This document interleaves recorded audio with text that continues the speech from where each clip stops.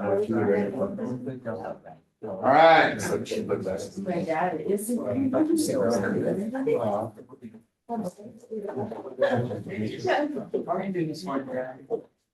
I'm tired. Oh, I'm sorry. It's a full 8 hour sleep last night. I've never been tired. I didn't get a full 8 hours. Ask her why. What? Look her up. Why? All right. 3 in the morning. So today, It's a jump start time. we're gonna learn about tactical emergency medicine. So the emergency pieces, tactical emergency medical services. You guys are really, really good, as we saw yesterday. I walked in the door and saying BSI. Maybe not. And what we found out is that we got scene safety taken to the point of perfection. But in Columbine, it was a school shooting, one of the first high profile school shootings. What they found out was keeping everybody outside for scene safety and having to clear the entire school. There was bombs and didn't know how many active shooters there actually were. The people that could have survived, easily survived in surgery, getting them to a trauma center, even after the golden hour, were left inside for hours bleeding until they bled to death after 3 to 4 hours waiting for the entire building to clear. And there was a lot of people. And then when they started studying other situations, they kept finding the same things, that keeping all of emergency medical services outside, not treating patients while you clear for the ultimate scene safety, that people were dying unnecessary deaths. So they're trying to figure out a better way to keep EMS safe, but also get them in to get people that are salvageable and be able to save them. Now you have to understand in these situations, there are people that have been injured in these situations that are going to die regardless of what happens. And there are people in these situations that are going to live no matter what happens. So what you have to focus on is what can be saved and who can be saved. And there's a very, very narrow window of things that can be fixed rapidly that can make the difference between life and death. And that's what we're focusing on. And that's what we're going to learn about today, is being able to get in, perform those procedures, get out, and not get killed. Make sense? And it's not as easy as it sounds, because when you are in an active shooter situation, it is complete chaos.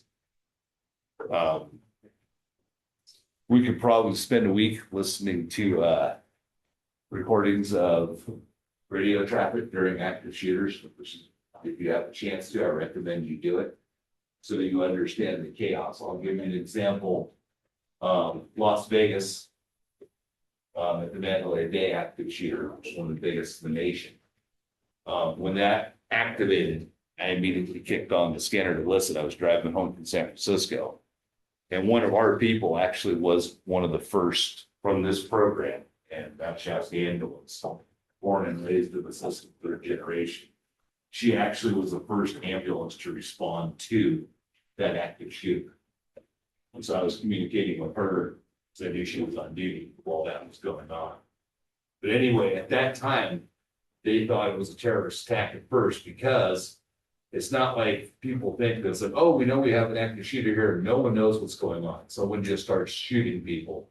No one knows where it's coming from. No one knows how many people they are. No one knows exactly. They don't like broadcasting, hey, 2 o'clock Saturday afternoon, we're going to go shoot people. Doesn't work that way. The reports that were coming in were from, well, for instance, their first dispatch was 2 people shot in Hooters, not Mandalay Bay. Because the first 2 people that got out that were shot ran across the street to Hooters. 2 people come with a gunshot wounds at Hooters. What do you do if you're an employee? You call 911. I got 2 people shot here. That's not an unusual call in Las Vegas. And then as they were going out there, they got told to stage, also not uncommon. And then of course they're staged and they're at Excalibur stage. And then there's just hundreds of patrol cars going by. They figured, oh my God, this is something worse. And then sure enough, pretty soon, even law enforcement couldn't control the thousands of people that they started dragging bodies up Las Vegas Boulevard to the ambulances staging. So there was no ICS, there was no, but anyway, as I was listening to it, there were reported gunshot victims in Hooters, Mandalay Bay, Monte Carlo, Excalibur, MGM, Tropicana. And on top of that, there was also reports of people with guns and semi-automatic weapons inside each one of those casinos that were not law enforcement. So they thought it was basically a terrorist attack. In the end, when everything got cleaned up, what we found out was it's like throwing a rock in a pond. Your victims scattered into all those places. Every one of those places has high-end security with Uzis and suits that just open the walls up, come out to protect their guests. And then you've got tens of thousands of drunk people gambling in there that are seeing gunshot victims and guys running around with automatic weapons. Turns out there was only one shooter.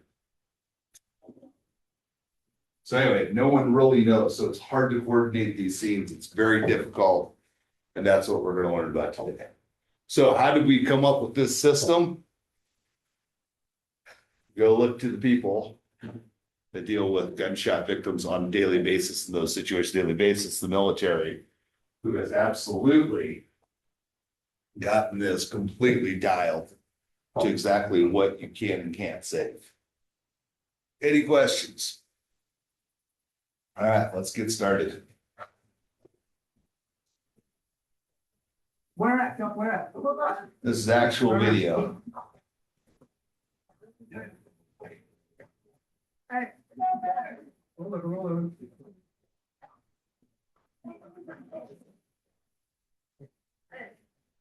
Hey, you're down.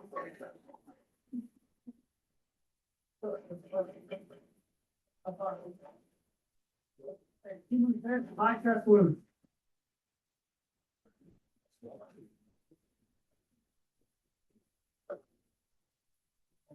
I know. Hey, put it right there. Hey,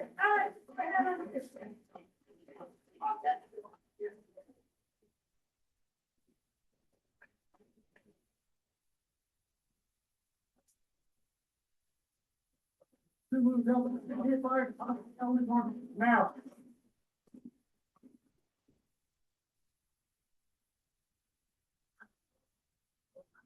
Yep.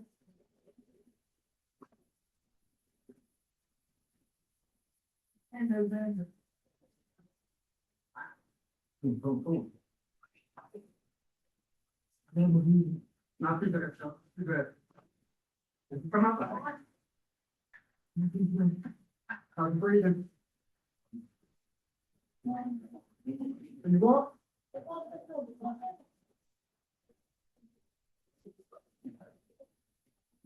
Alpha, Delta. Hey, I need people in my position right now. Zulu is down. He's urgent. Someone's not, I need you to walk, brother, all right?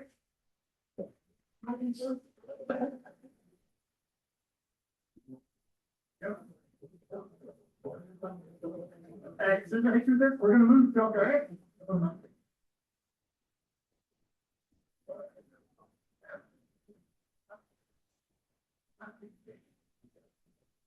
Stand by, all right?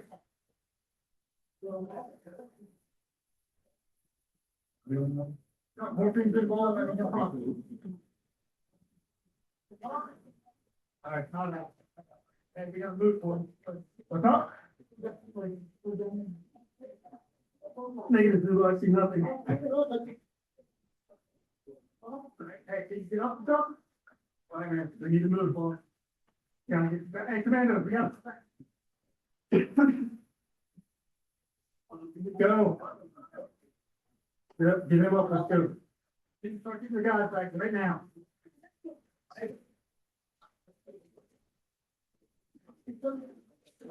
Go with me. Okay. Alpha, Delta. Roger, Zulu has a fucking necklace out on his back, right side, high above the shoulders. Morphine on board. Chest seal completed, we're getting ready to try to move back your direction. I don't think it's what, Zulu, let's go, get up. Let's go, Zulu, we're moving forward. Hey, we're moving, hey, tell them, we gotta move back, and then we're coming back.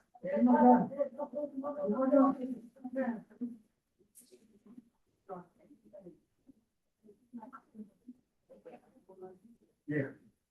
Hold up. Keep taking. Yep, here you go, here you go. Okay, we gotta move. Hey, he's going on the house.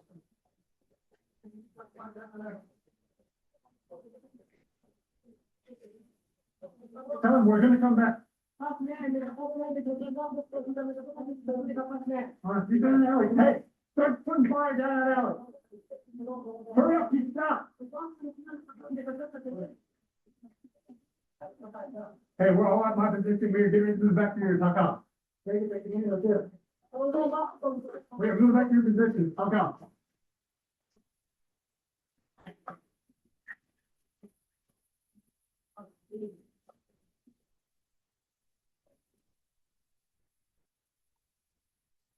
Come on up.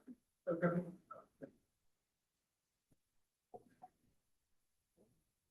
Come on, I need you.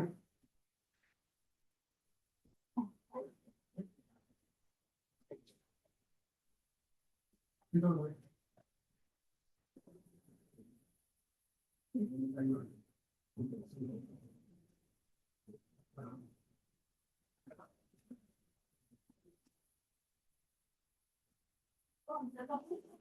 Are we good?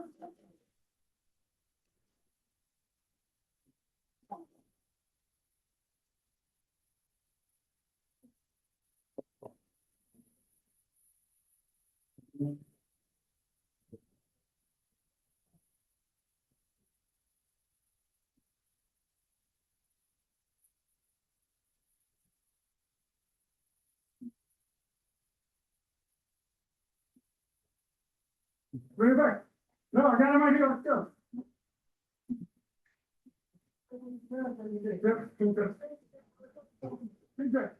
Let's go.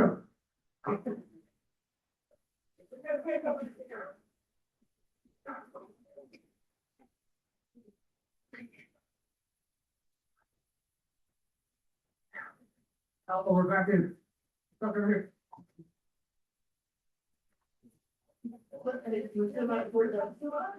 Get in the room, get in the room. Room, hey.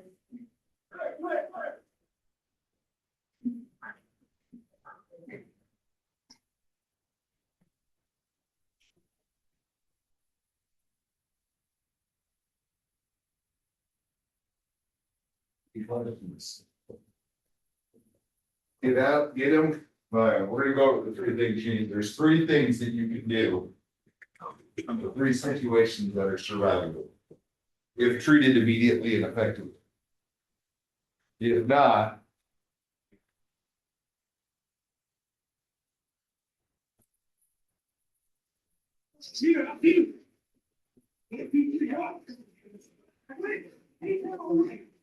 Another one on this one, which is a good example of. Is you're also, depending on the situation, not going to have. Ambulances or transport devices just readily at hand. To get these people out and get them into surgery. And you still have to stop the bleeding, you still have to control the airway, you still gotta figure it out. In this case, they're throwing people in the backs of pickup trucks. And just getting them out of there.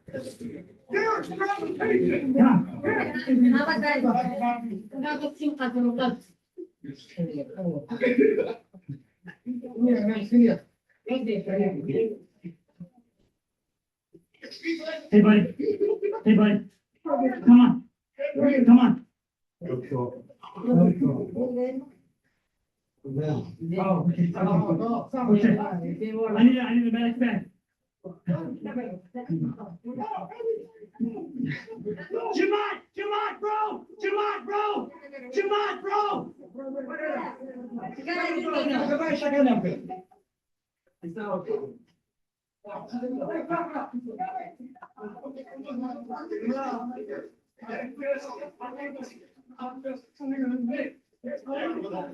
Massive head trauma. Look at his head. He's breathing. He was talking a second ago. Kaka. Kaka. I think he's done, man. I think he's done. Kaka. He's breathing. Okay. Will you wrap his head? Will you wrap his head, Matthew? Yes.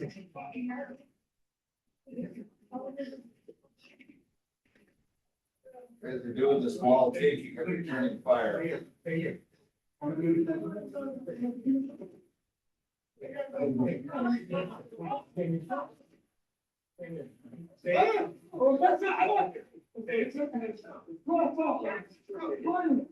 Careful, completely careful.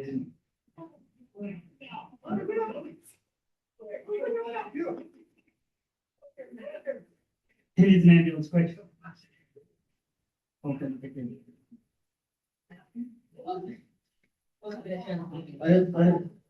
Chief? Where is he? Are there any? You got him? Doctor? Yes, sir. He's just a head casualty, okay? Check for bleeding.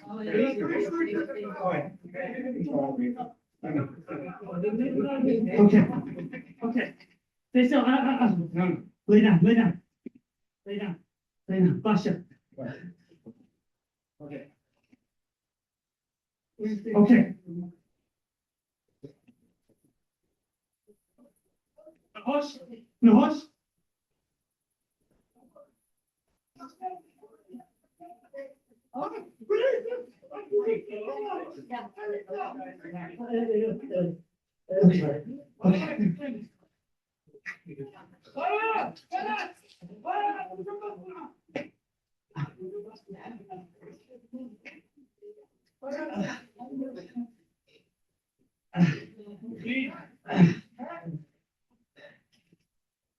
Fuck, I lost mine.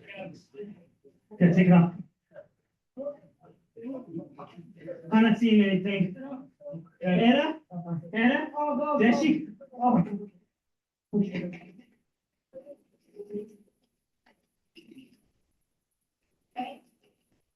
I don't know what it is. Stay there. Yeah, okay. Okay, we got something here. I don't know. What that is, man.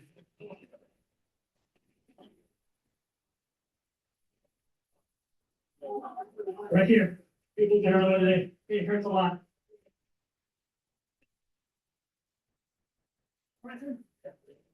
I don't know, man.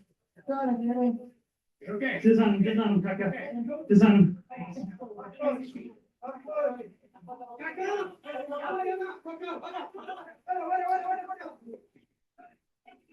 Okay, stay here. You watch him? I don't know what it is, Dave. Look, he's got a lot of pain here. I see this here.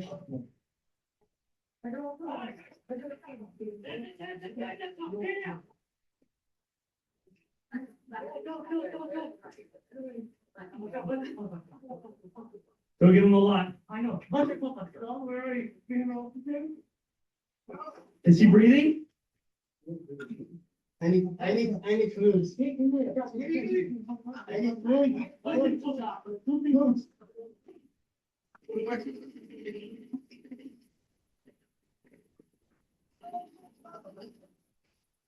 Yeah. Can't find the way. Completely. No, I'm looking for fluids.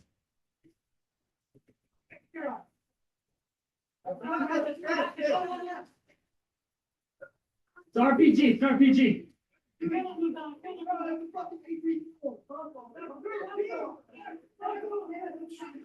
Sayana. Sayada, we need ambulance, ambulance, Sayada.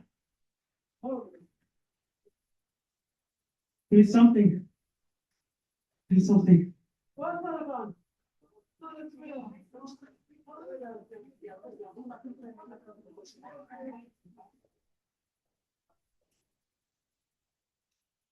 Okay.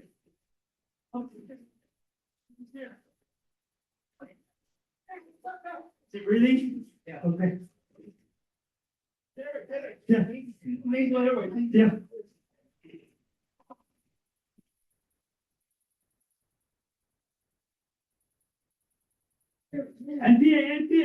NPA. This one?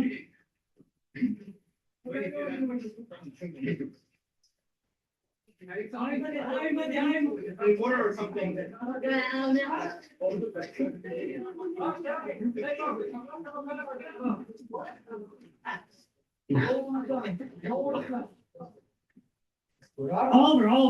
Oliver. I got it, okay, bro.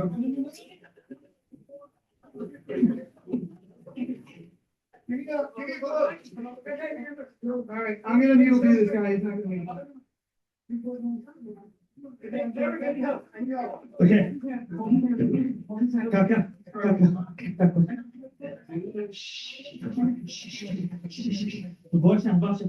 Başla, Kaka. Kaka, relax.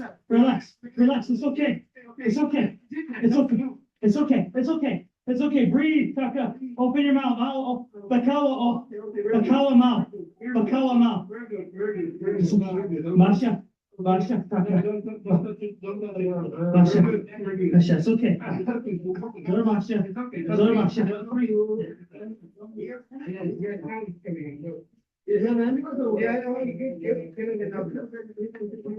We need whatever, Scott.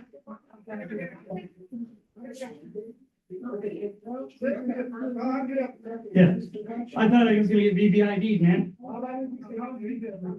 I know, and I thought I was right there. Are you okay? Kaka. Okay, come on. It's okay.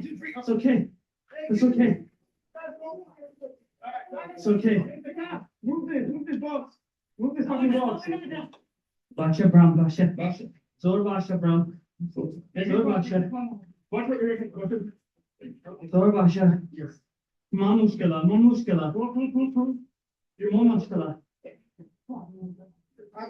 We need someone to hold. Can we tie?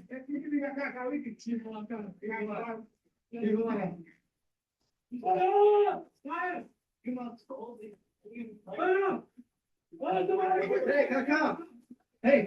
We got room for one patient on a technical here. Any questions? That gives you kind of a feel and an idea of what it's like under fire. Trying to get things taken care of. So the best defense is a good offense. If law enforcement can eliminate the threat, that's the ultimate goal, to get you to treat people faster.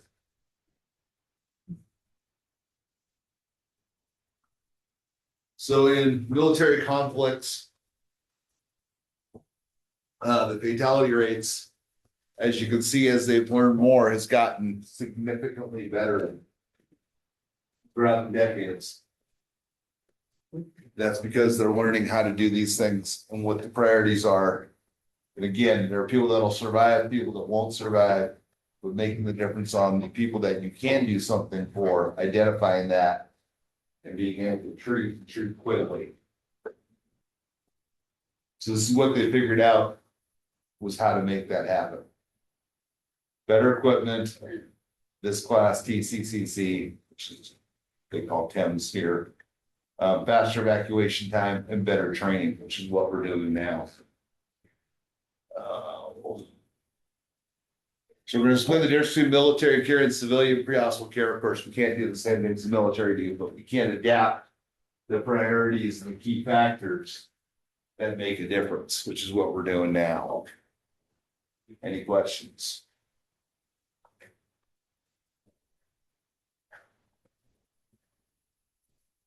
So in combat, 9 out of every 10 are dead before anybody gets there. There's nothing you can do about it.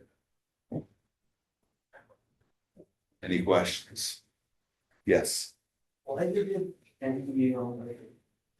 He's trying to secure an airway. Flex, the figure he had a gag reflex, but he was still semi-conscious. And when you have that many people and that few medics, you put an MPA in just to hold the airway open, so that way if they go unconscious completely, they don't lose their airway. Isn't it have injury or? And you're not supposed to, but they're military, they do things we can't. Maybe the least bad answer. They also do crazy stuff, like we don't use CPAP on chest traumas. They use CPAP on chest traumas, and they put a 14 gauge in each side of the chest to decompress it so the air is going through, and they actually have way higher survivability rates. They don't let us do that yet.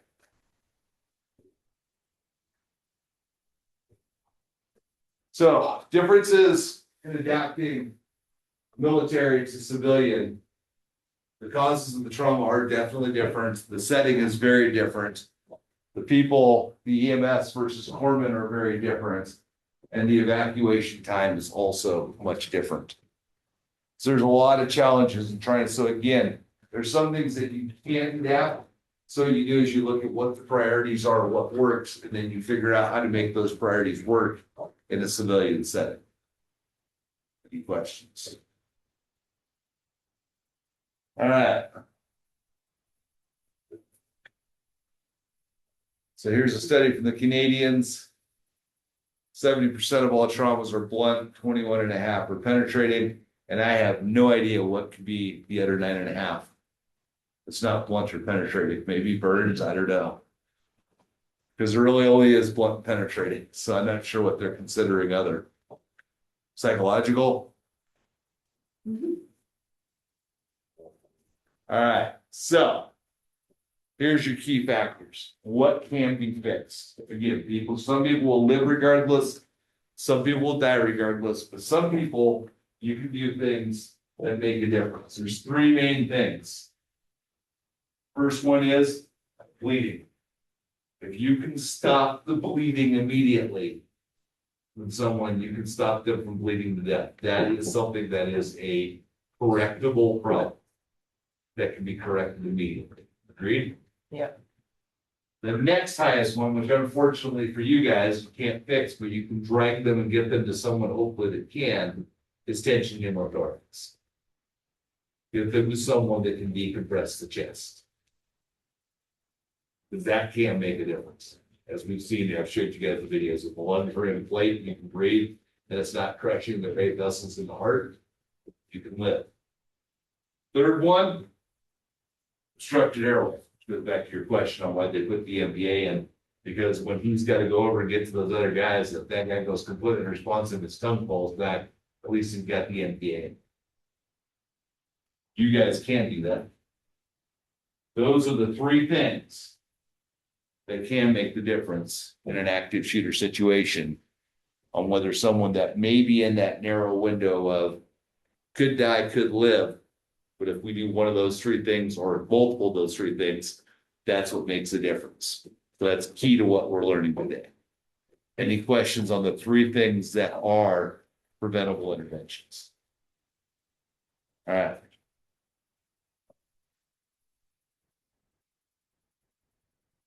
Any questions? Hemorrhage is the number one thing, though. You guys have already seen it. I'm not going to waste your time. Tension pneumothorax. Is anyone not clear on tension pneumothorax? What it is, how it kills people, and how quickly it can be resolved if someone's willing to put a dart in the chest. And of course, airway. All right. The factors that prevent you from doing those three things. Someone's still shooting or the shooter's still out there. Probably don't want to go in there when someone's trying to kill people. Other big challenges, darkness. Nighttime is hard, especially if it's in an environment, in a landscape you don't know. Extreme conditions. You're gonna have limited medical equipment. How long it takes to get somebody out. And coordinating with multiple agencies and people that probably haven't worked together before. Those are some big challenges. So again, we have classes that we can spend entire semesters on. But we're gonna go over this, go over the key things here to teach you guys how to do it. So basically what this comes down to is instead of trying to carry all your equipment like we do here, stacked up on the gurney, we want to be able to get in and get out quickly. So the perfect world situation is if the active shooter hasn't been detained yet, they've got a reasonably safe zone. You bring one EMT with 3 officers to protect, go in, the EMT only brings a tourniquets, a chest seal, and a drag device. That's all. And you go in, get to the patient, if they're hemorrhaging, you stop the bleed, you tourniquet it. If there's an open pneumothorax or an open chest wound, you throw a chest seal on it, get them on a drag device, and you drag out and get them into a warm zone. That's how you save people. The officer, someone starts firing, the officers fire back. Hopefully you put a helmet and a flak jacket on, get in, get out. Everything else can be done outside of that. Just go in, stop the bleeding. If there's a chest, open chest, steal the chest, if it's sucking chest wound, and go. You don't even do airway. You do the airway once you get out. The airway takes too long under fire. Any questions? All right, that's all we're learning today. Go home. That's the key concept of this. You got to use a real tourniquet. Combat action tourniquets is the standard of care in the industry. The old strap and buckles don't work. Well, they work, but they don't work nearly as effectively. How they figured this out was, again, they studied it. Vietnam, they figured 2,500 people could have survived had they had the appropriate tourniquets in the battlefield.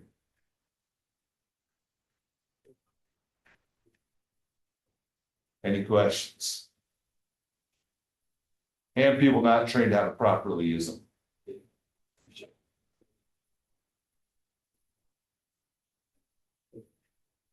Another study. Hemostatic dressings, direct pressure work great too, but not as quickly as a tourniquet. And you really don't want to be holding for pressure for 2 minutes with a hemostatic dressing while someone's shooting it. Any questions?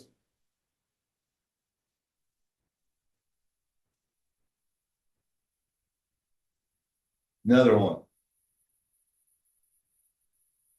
Undeniable statistics.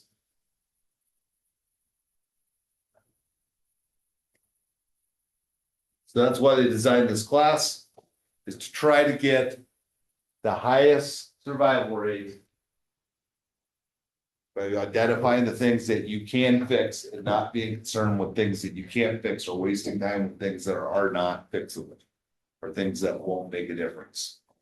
And keep everyone alive and not create more casualties.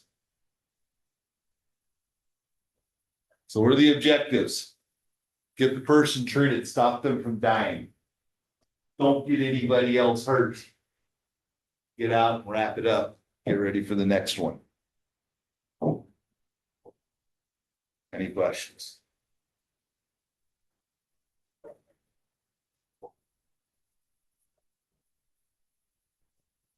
So, what are the most important things in order? Tourniquets, tourniquets, tourniquets. Then aggressive needle decompression. Nasopharyngeal airways, because a lot of people have gag reflexes. Nasopharyngeal airway, you can use them both. Then exerts drop and down. We don't worry about the rest of those things. The military medics, they do all those things. But they don't do them until they're back into a warm zone. Any questions?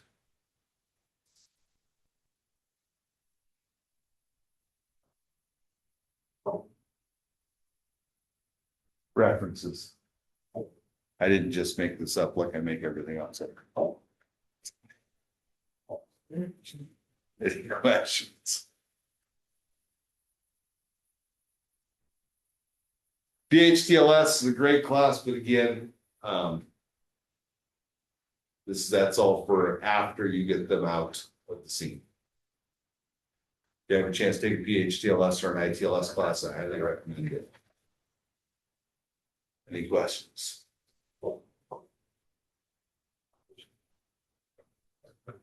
timing is everything. Being able to get in and get out.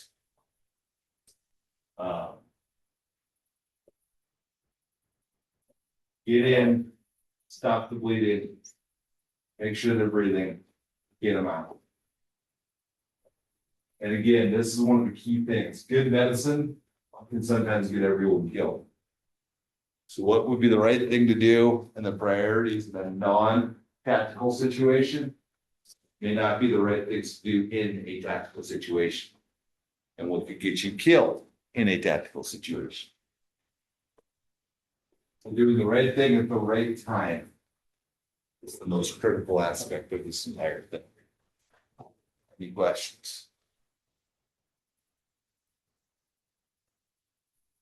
All right, phases of care. We got 3 phases of this. And again, the best way to secure the scene is to eliminate the threat. You guys are not going to be given guns, so it's not going to happen.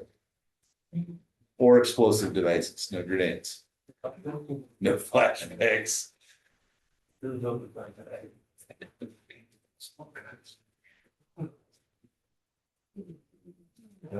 So care under fire is a real thing.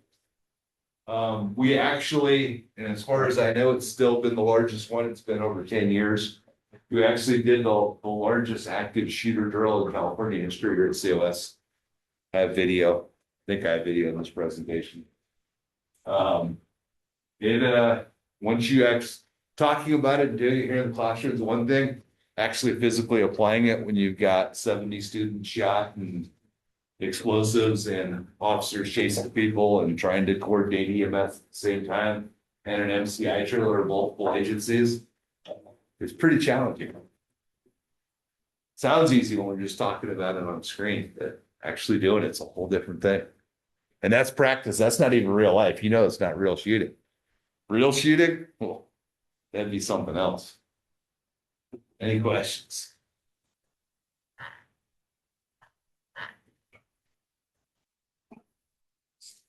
So again, you do not want to be grabbing a whole bunch of equipment running in under fire.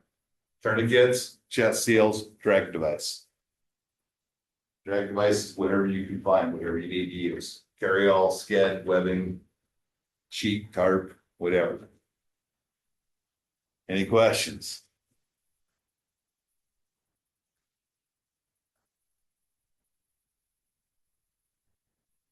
Then once you get them into a warm zone, what we call a primary collection point or a secondary collection point, then you can start arranging transport. Any questions?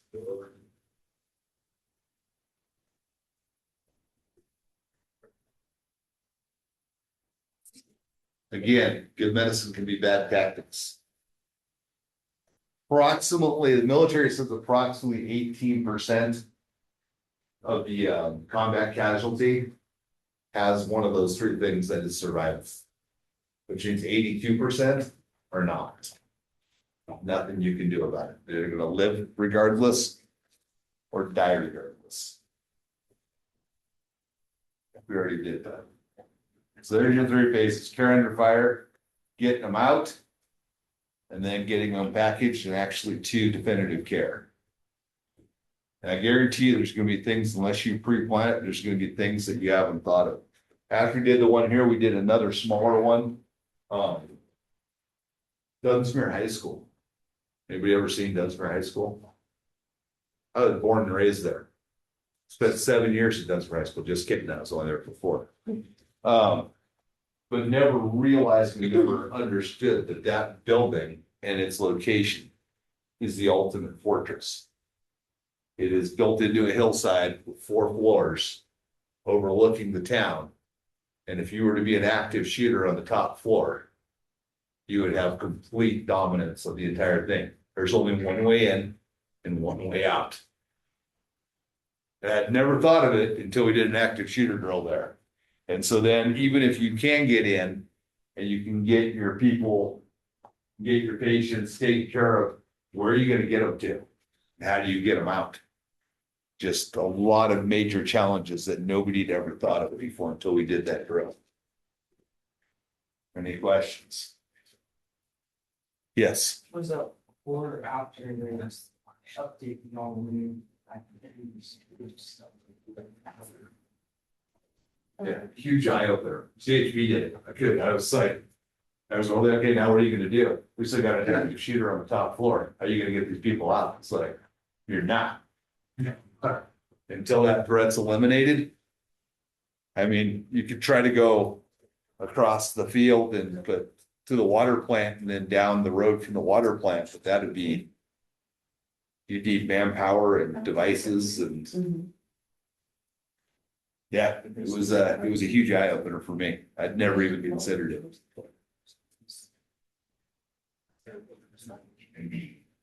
Again, civilian is much different than military.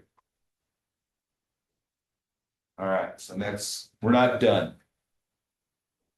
That was just to give you a core concept of where it came from. All right.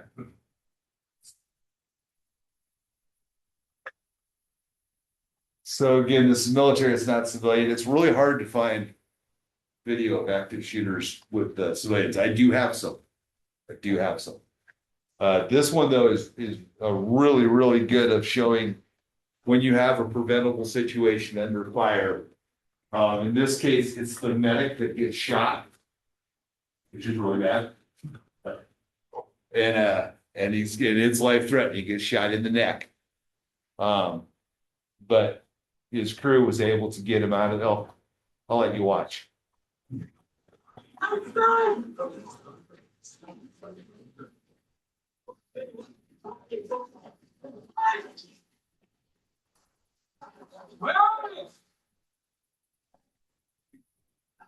Hey, tell him they're clear and push up to us. We will cover for him. It's Caesar.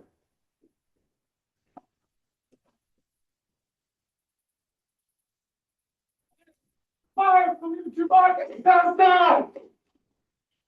Hey, you are clear to move up.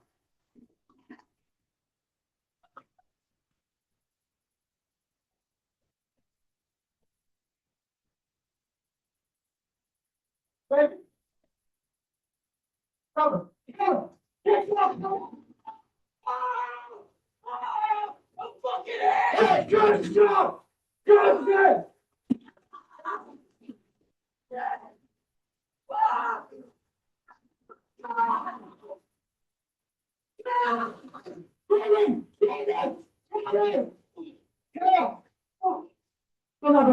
Come on.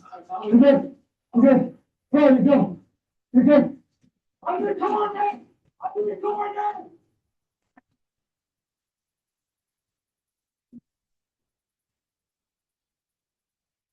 Oh, you're good.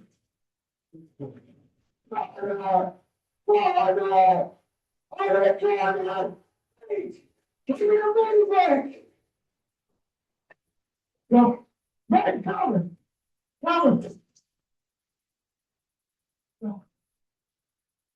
Hey, where's the head shot? Are you all right, bro? Perfect. Hey, let's fucking block off. Don't worry about it. I'm calling for free now. Ow! Oh, yes. Okay. Go. Good. Oh, you'll be all right, man. Hey, good. Hey, Brandon! Hey, Brandon, come on, I got that. I got it. What's going on? He's hitting the shoulder. He's hitting the shoulder? Yes. All right, hey. I got you, I buddy. need you to clean up the I got you. all right? Yo, I know that. Yeah, fuck his head. Fuck his head? Oh my God.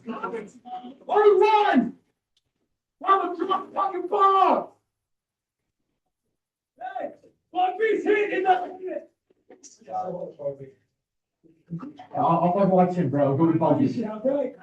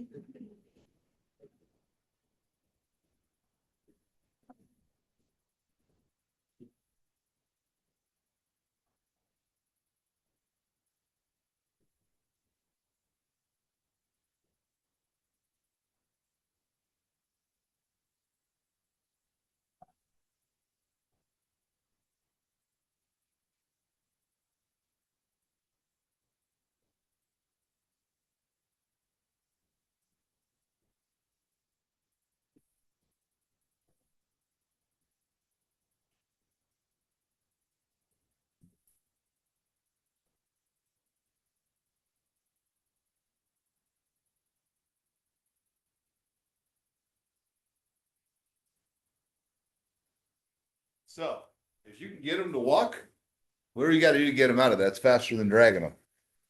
Don't worry about C-spine precaution, don't worry about that stuff, get them out.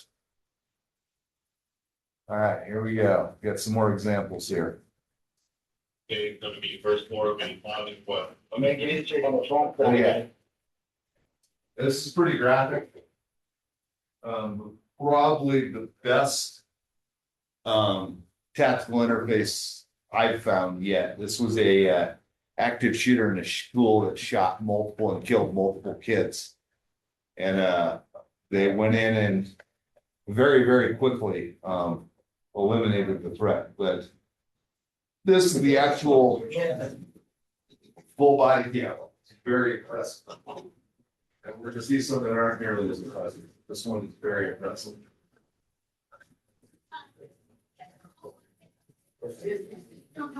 Okay. Yes, ma'am. It's only 3 years ago.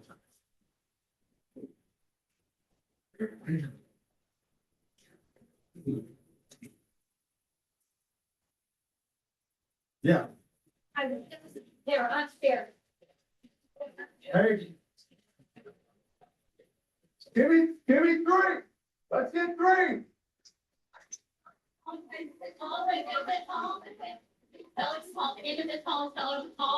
They're just in professionals down there, and then us there are a bunch of it. Let's go. I need 3. One more. Let's go.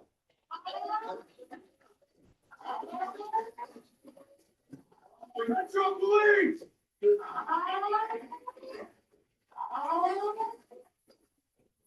Open the door. This is done before EMS and fire even got on scene. Let's go, police. Open the door.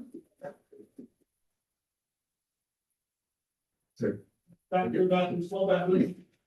Clear. Backs, let's go. Door, with me. Any door. Next. Open it, I got it. Go.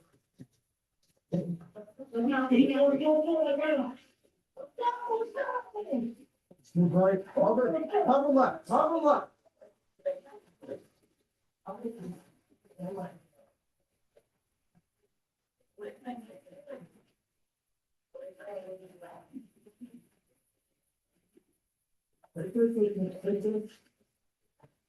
No, that's locked. Take this door. Take this door. Make it.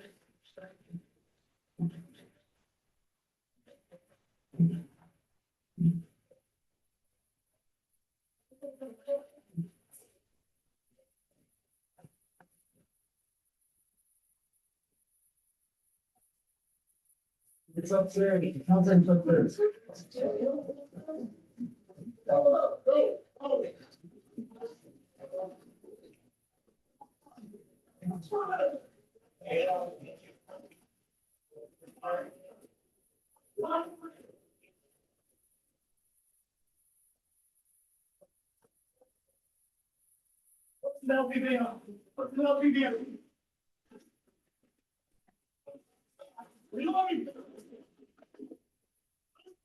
Or so like it.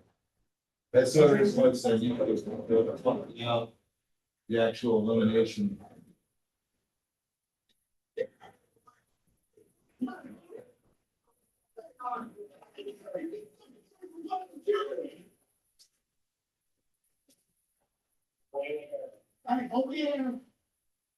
Go.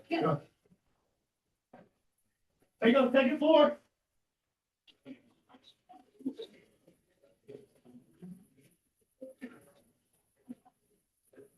Ready one, go lock door. Where did they go in? First floor. Hold there, y'all, somebody hold there. I'll hit that door.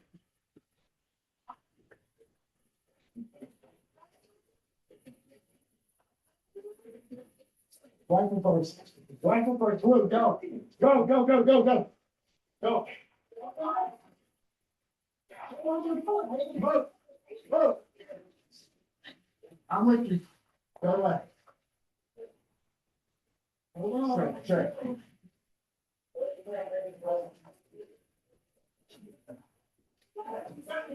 Right here, right here, right here, right here. It's locked. Go.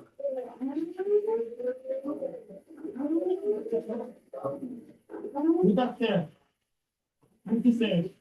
Go, go stairs, go stairs, go. Go, go, go, go, go, go, go.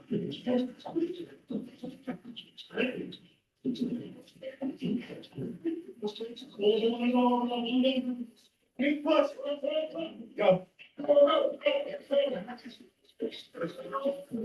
Shot fire, shot fire, shot fire, move.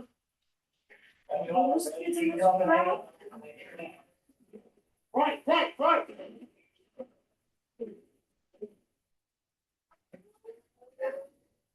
He was actually shooting the house and they were coming. Move, move. Watch out, watch out. Move. Stop moving back. Stop moving back. Watch left, watch left. Suspect down, suspect down.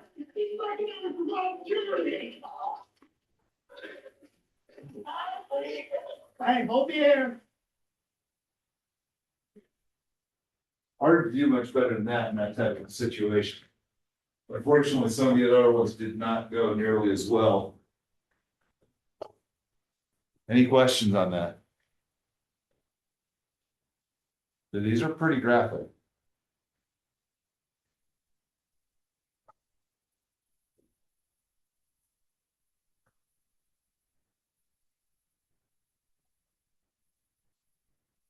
What did you imagine? 3331 for Wales. That's pretty essential. God, they with a gun, 2 feet. 3331 well. Yes, ma'am, hurry up. Okay, did he actually fire a shot, sir? Yeah, yeah. Okay, I didn't, I'm not there. I'm asking a question to get the hell. Where is the person with the gun? About 3 minutes ago. So he just fired a shot? Yes, ma'am. You guys got me all together. No, sir, come on, Please, your hands.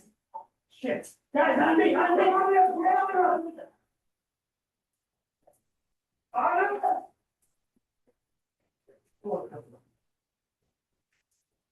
Sir, let me see your hands. He's got the gun, he's got the gun. Oh, he's got a gun. Oh, it's awesome. Sir, It's awesome. sir, drop the gun. Sir, sir, drop the gun. We don't want you to get hurt, sir.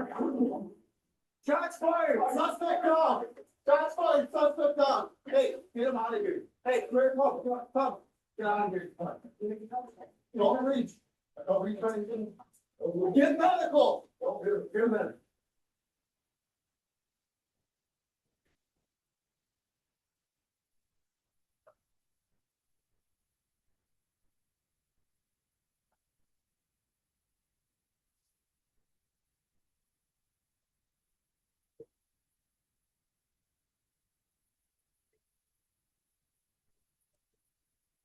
Any questions?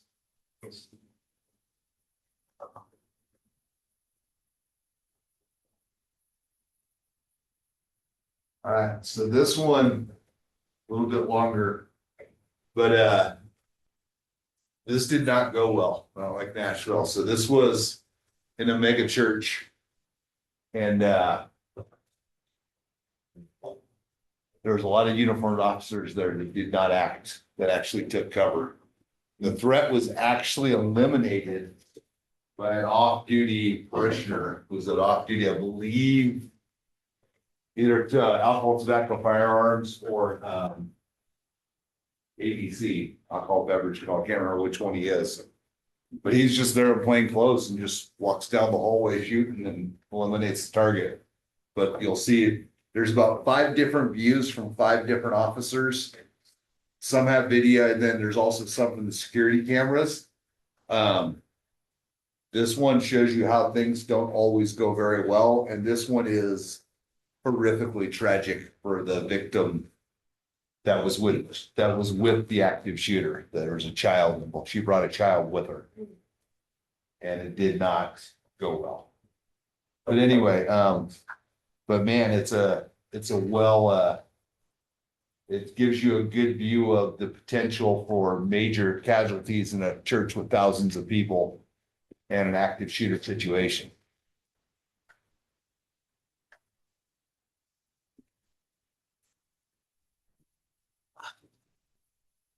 I'm Assistant Chief Keith Cephas of the Houston Police Department. This critical incident briefing is intended to provide you with information about an officer-involved shooting that occurred in Houston on February 11th, 2024. You're about to see video footage related to this incident. Some of the videos are from security cameras that do not contain audio. The body-worn camera from one officer was activated late. Another officer was unable to activate her body-worn camera. HPD conducts thorough investigations into officer-involved shootings. These typically require investigators to interview multiple witnesses, view numerous hours of video footage, and analyze a significant amount of forensic evidence. It is important to note that we are in the very early stages of the investigation and we continue to review additional evidence as it is collected and analyzed.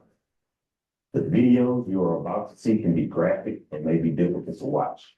These videos may also contain strong language. Viewer discretion is advised.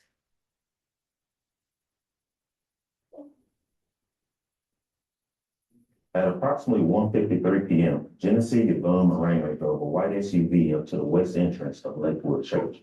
She took her 7-year-old son out of the back seat of the SUV and entered the church lobby wearing a trench coat, a backpack, and carrying an assault-style rifle underneath her coat, along with the bag containing a second rifle. Ms. Moreno attempted to enter the sanctuary, but the entrance doors were locked. An off-duty HPD officer working as church security was notified by a Lakewood church volunteer that Ms. Moreno had a gun. The officer immediately observed Ms. Moreno. She and the officer exchanged gunfire. A Texas Alcoholic Beverage Commission agent, also working security for the church, heard the gunfire and approached Ms. Moreno as she was firing her rifle. He fired his duty weapon at her. Ms. Moreno shouted, "Stop shooting," claiming to have a bomb. The TABC agent told Ms. Moreno to put her weapon down, but she refused. The agent fired his duty weapon again, striking her. She was declared deceased at the scene. Ms. Moreno's 7-year-old son was struck by gunfire. HFD administered aid to the child before transporting to the hospital in critical condition. A 47-year-old man from the church was shot in the hip. He was transported to the hospital for his injuries and later released. After a thorough search of the area, no bomb was found. No one else was injured.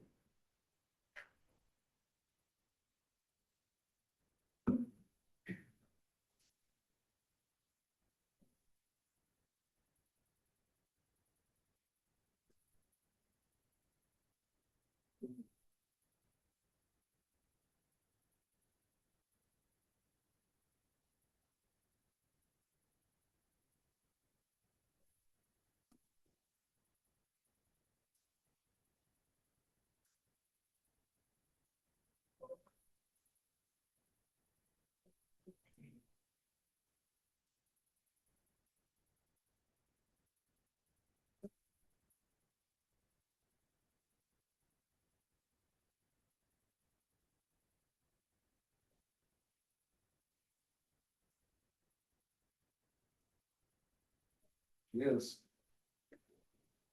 So the thing, if someone's got a gun and they're shooting at people and they said they have a bomb, do you take them seriously? Yes.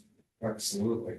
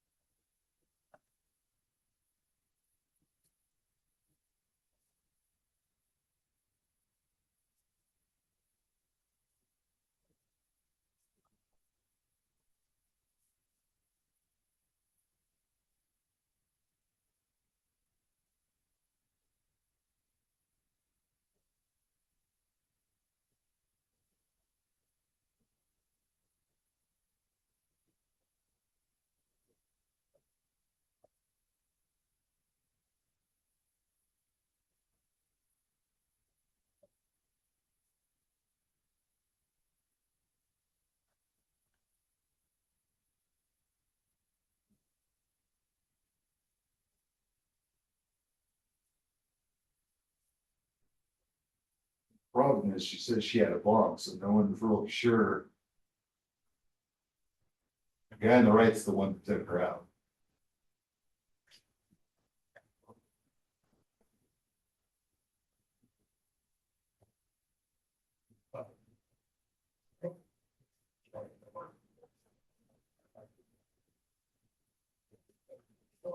Then you gotta try to get the child out, that's in there.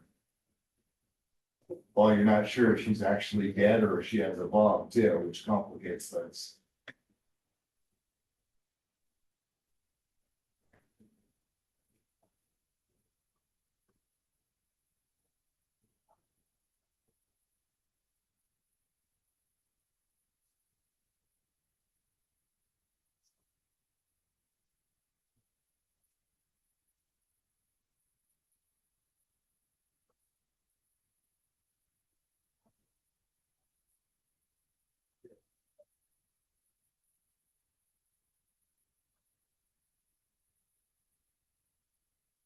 She is.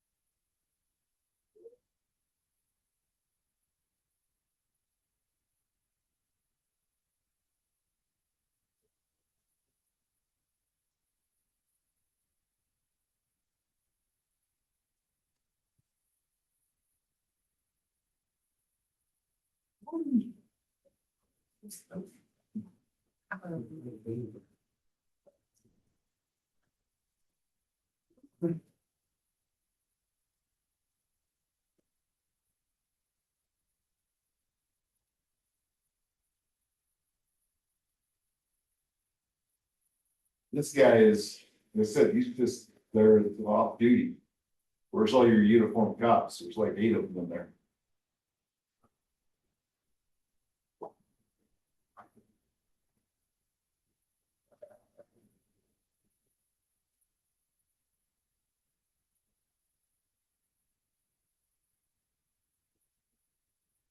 He's actively engaging her.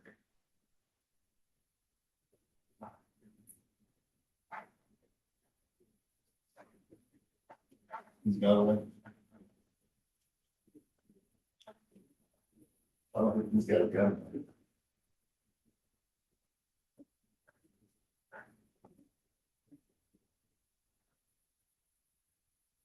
You're alert.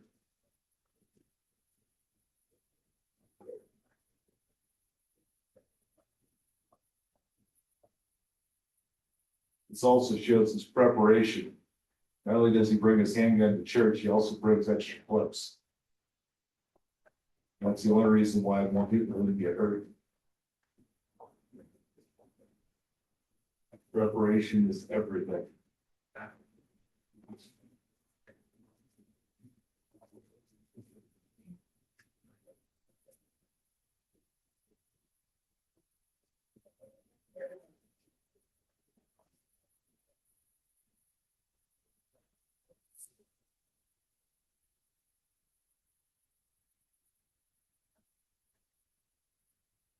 There they are. Yeah, the suspects were eliminated.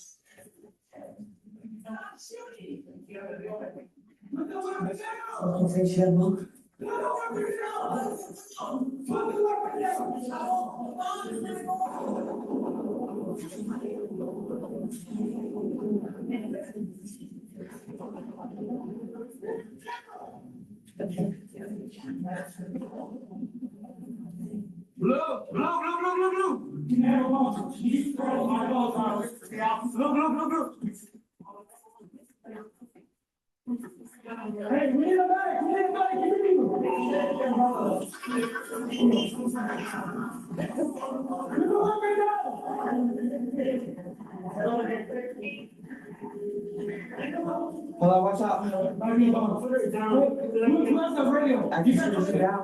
a medic, I have one male contact debris, they got shot in the head, I need medic. Yeah,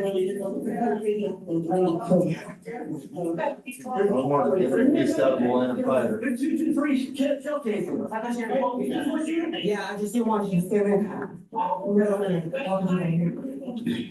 You okay? No, we shot. Hold on, she got a fucking bomb. That's the problem. I already called EMS. I need EMS ASAP. Yeah, I already know what's fucking interested in here. Fuck.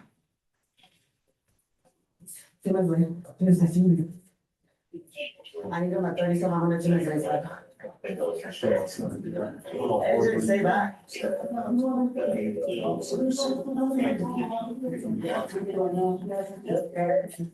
They started drilling.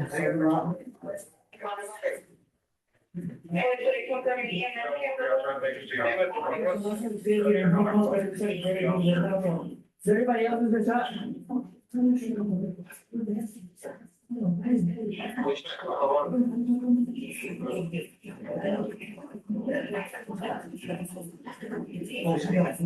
Hold on.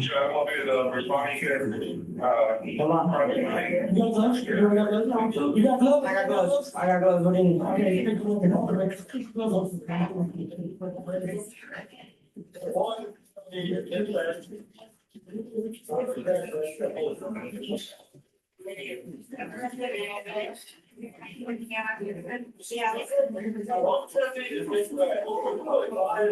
Hold on. No, that's secure, hold on. Watch out. Hold on, no, don't use it. To the side.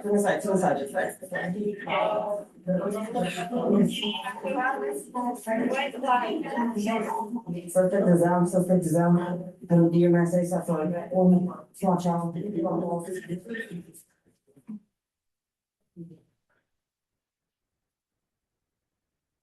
think there was about 6 to 8 that they actually pushed part-time employees. I don't know how they did it with their agency.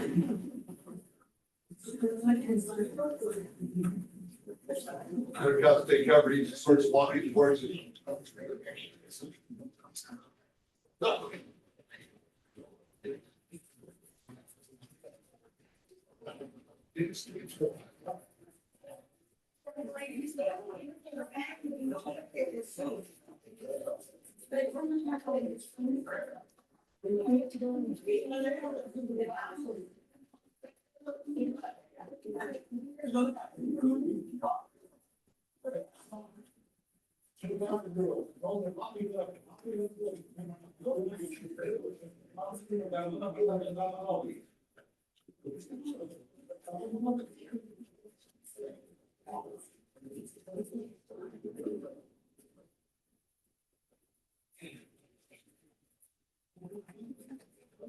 No, water log. With water, 3639. Starts many units now.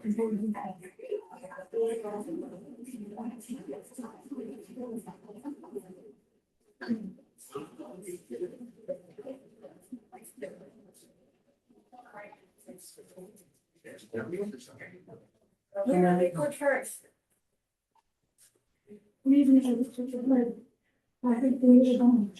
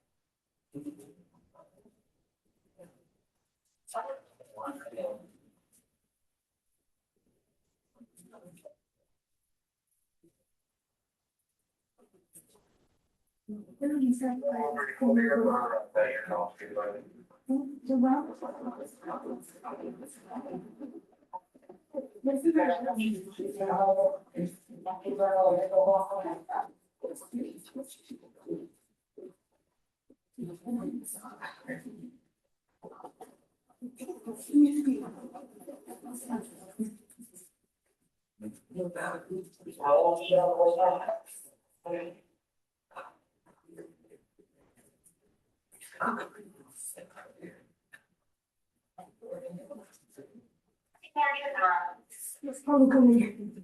Careful.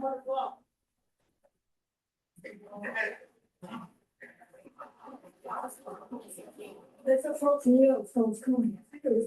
Who needs some food? So they're gonna just be with us. Give us mercy. Come on. Come on.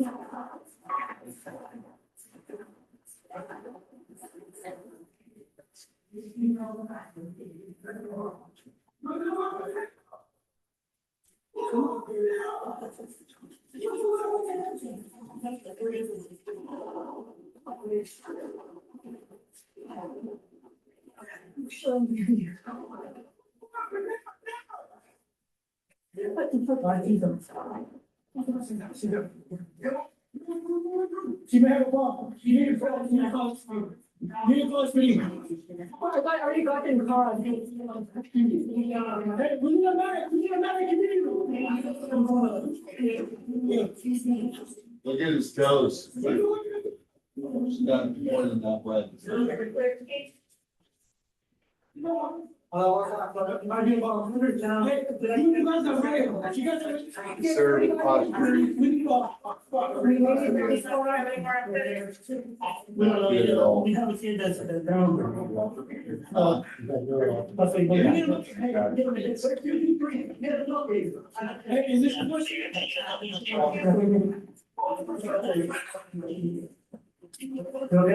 okay? There we go.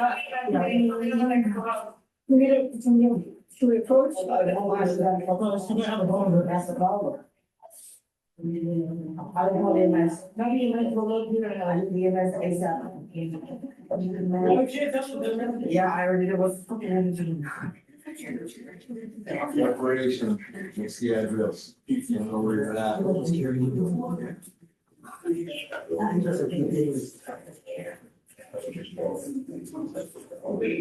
Where's my ambulance at? I have a child that's down, who needs my Tems circle drive.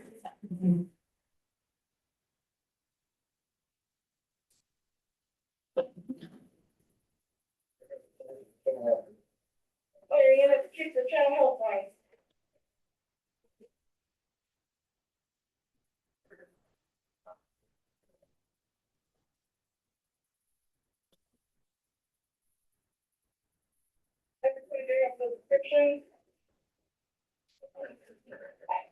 No, man. Hold on, Brett.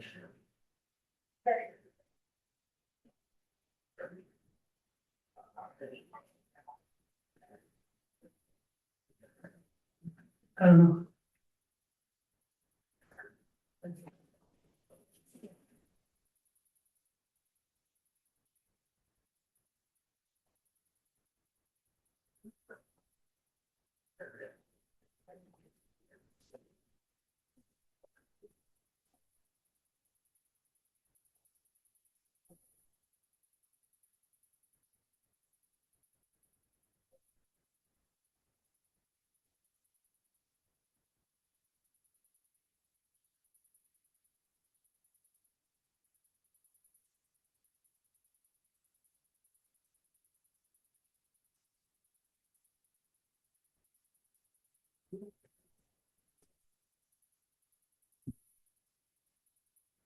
You have a problem. You need to call, you gotta call. You know, 47, so it's gonna be a female. She's down right now. We have a kid.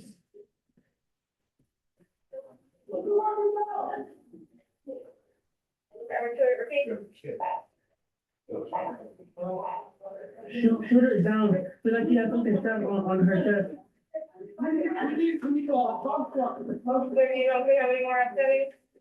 We don't know yet. We have a kid that's down. Possibly bullet to the head.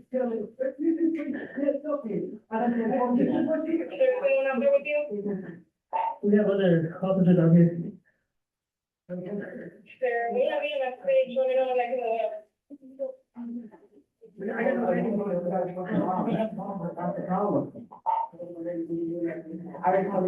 Have EMS roll up here at Yeah, there's no worries out.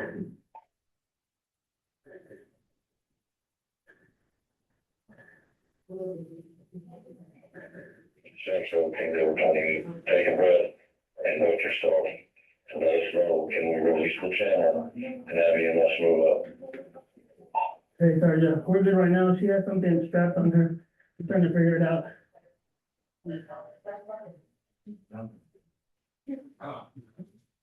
Preparation. That video is the ultimate example of people who are prepared. People who were not.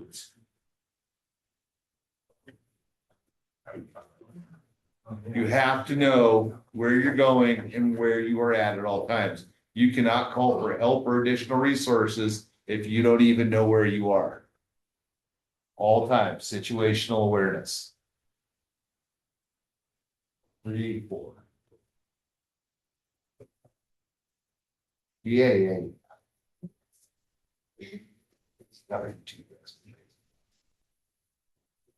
This one's got a drone footage. They actually sent a drone in. He may or may not have blown the place up. I can't remember.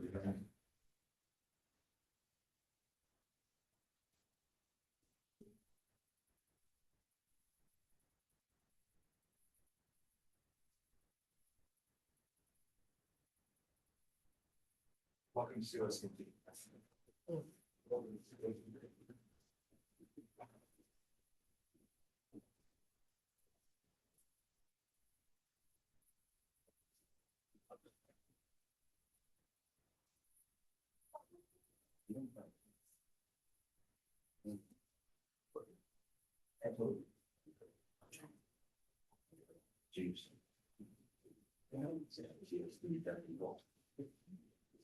You are under arrest. You need to come to the front door, go thing in your hands. Smart. Yep, you guys. Let me put it out. 877, you just shot at us with the whole down. You guys are. You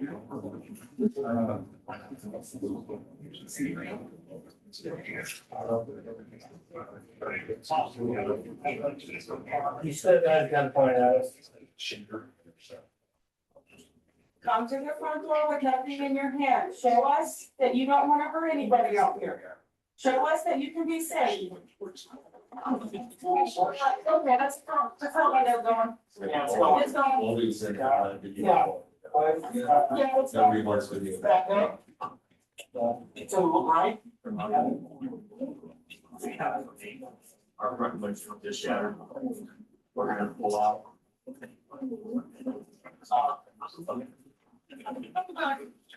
You're all right. You're good. You're good. You're good. Fine, kind of. Just keep going out. No, we need you to back up into the valve here. Okay. We need to stay in a long seat. That's from here.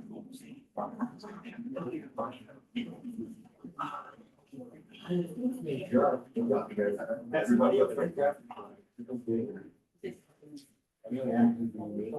He's wearing a helmet and a gas mask. Yeah. We have inside, got a helmet on and it looks like a gas mask.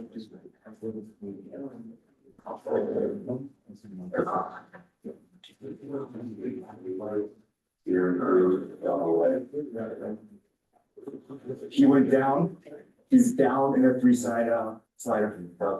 Down, 3 side,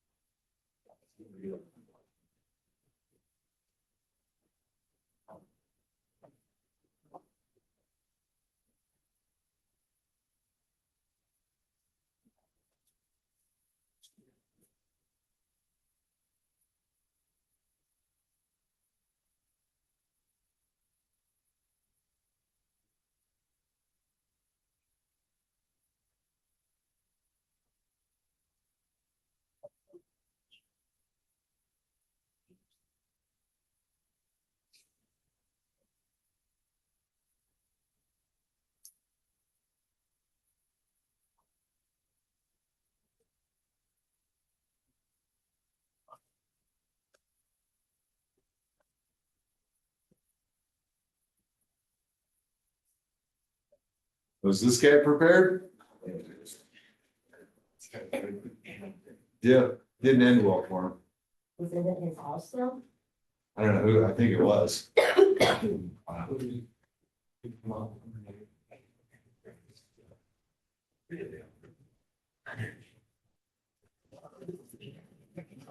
Shot fired, shot fired. Suspect is shooting. A North Carolina man is killed by police after firing shots at passing cars, prompting the lockdown of a nearby middle school.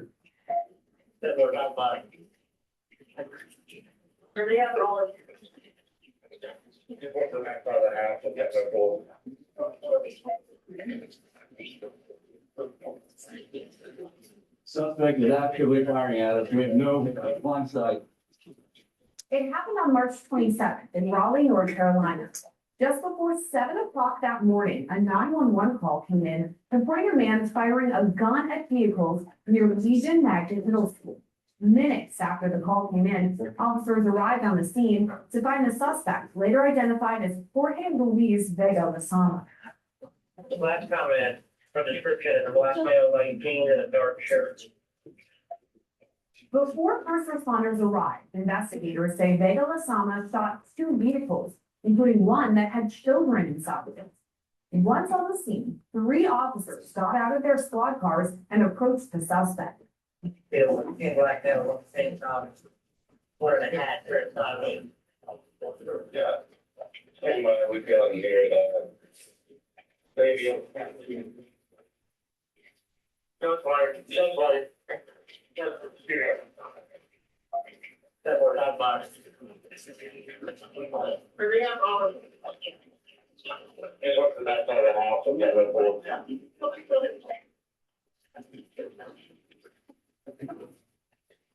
It goes like that till we carry it. We're no. Police released multiple body camera and dash camera recordings of the incident, where officers can be heard saying Vega Lasama is firing at them. That were not boxed. Hurry up, all. It was the back side of the house, and that was.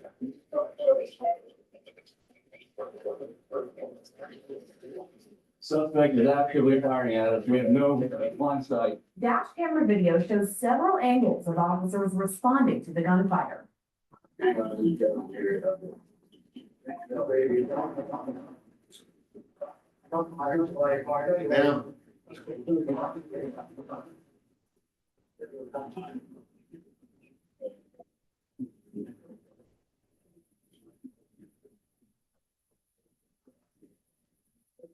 Eventually, officers returned fire, striking Vega Lasama.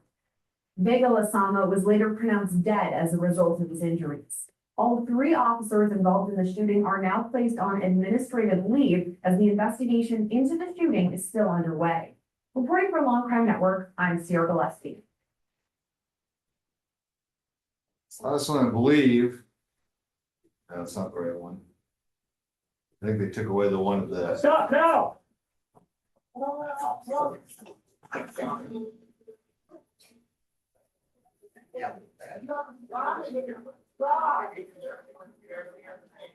Stay on the ground.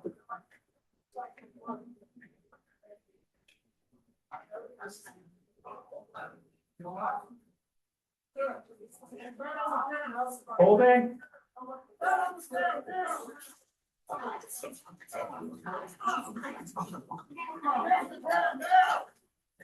Don't do it, don't do it, don't do it.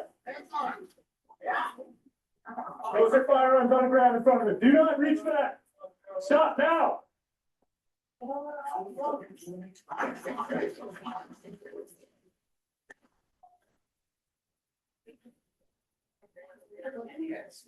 Stay on the ground.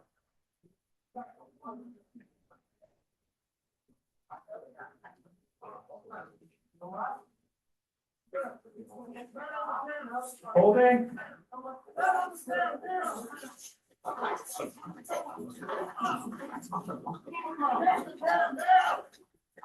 Don't do it, don't do it, don't do it. Those are firearms on the ground in front of it. Do not reach back. Stop now.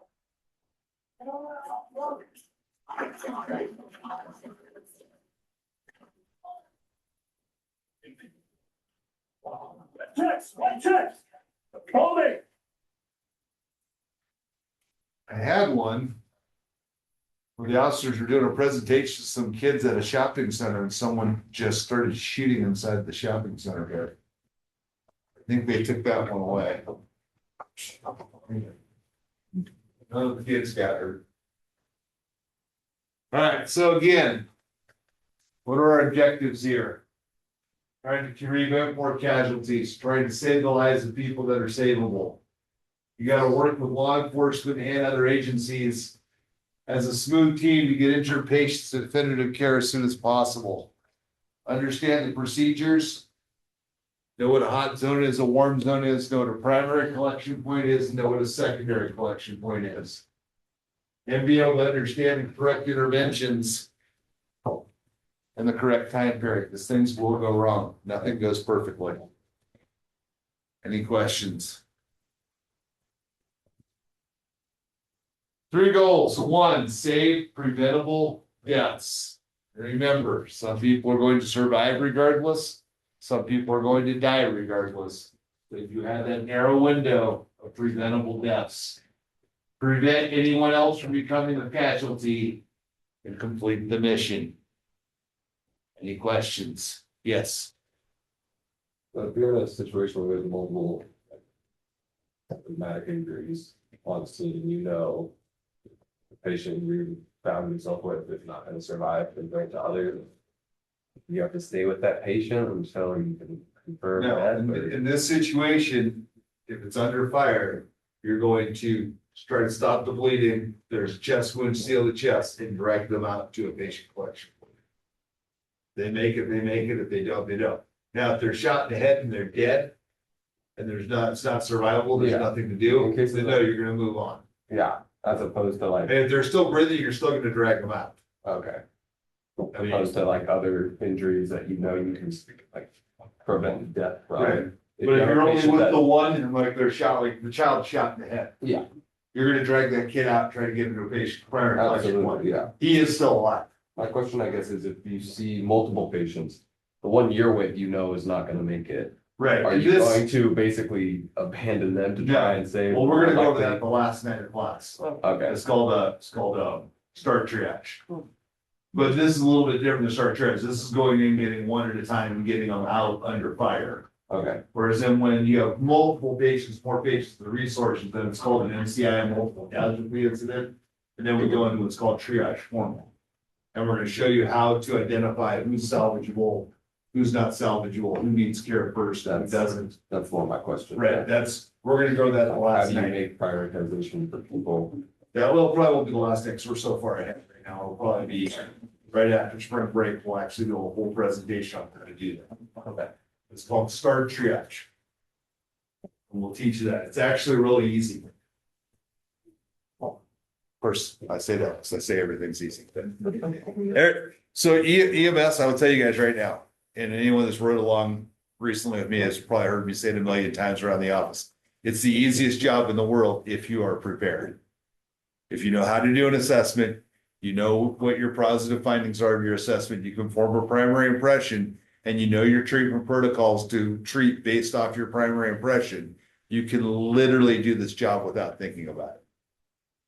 But if you're not prepared, you're not educated, you don't practice, you don't train, then this job is highly stressful and people burn out quickly. But if you are fully prepared, like you have seen in these videos today, the prepared people do extremely well. The unprepared do not. And you can tell in that Houston video who was prepared and who was not prepared. In Nashville, those guys obviously had practiced that endlessly because they pulled that off flawlessly. Before anybody else even got there, the target was already eliminated. Any questions? The same in EMS.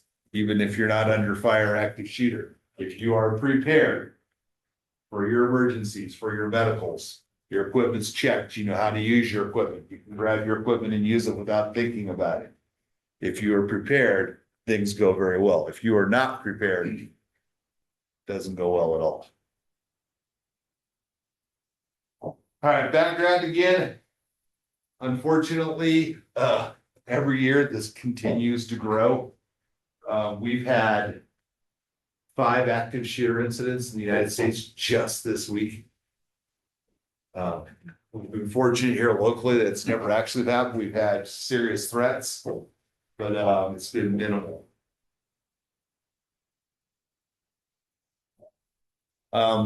Usually law enforcement is able to intervene and eliminate the threat when possible.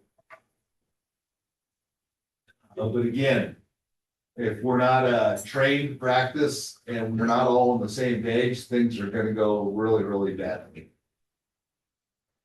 So the Tems tactical EMS is not a typical resource. It may be once in a career or maybe never in a career, hopefully.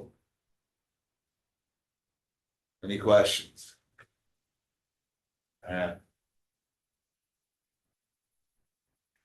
Again, practice and training, working with other agencies, working with law enforcement, doing drills. Having set up, if possible with your agency, having a pre-plan. And a pre-plan doesn't mean I will do this, this, this, and this. It's looking at an area like College of the Siskiyous. What are the potential primary collection points be? What are your accesses? What are your egresses? Where would your secondary collection points be? Where could you put landing zones? How far away are all your definitive care facilities? Any questions? I'll show you guys an example, if I remember at the end of this presentation, of a pre-plan. All right, priorities. Doing the right intervention at the right time. And remember, doing things that should make a difference and normally under any other circumstance would be the right thing to do, can be the wrong thing to do, can get more people killed and get yourself in here. Yeah. Any questions? All right, the 3 preventable deaths: hemorrhage, tension pneumothorax, airway. But wait, if you call now, 3 preventable deaths will still be hemorrhage, tension pneumothorax, and airway. Hemorrhage, almost 2/3. The people that die from preventable deaths is uncontrolled hemorrhage. They have to stop the bleed. 1/3 tension pneumo. There is airway obstruction.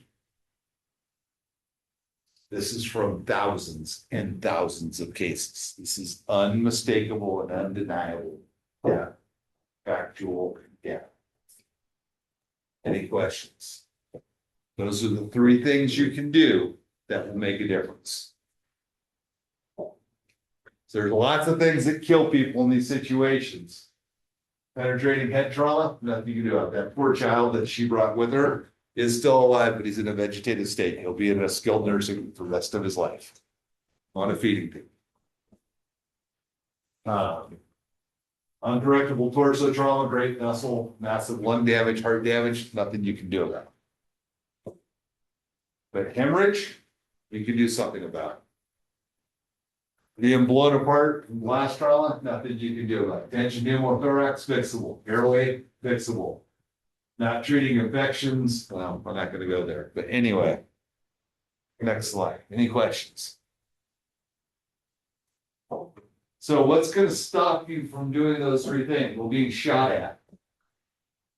That's not a good thing. Medical equipment limitations, again, you're gonna keep this down to tourniquets, test seals, and a drag device. And depending on your evacuation time can make the difference whether you make it or not, the patient makes it or not. It's depending on where the incident is and what resources you have. Any of you that are planning on working in Siskiyou County, you've got extremely limited resources.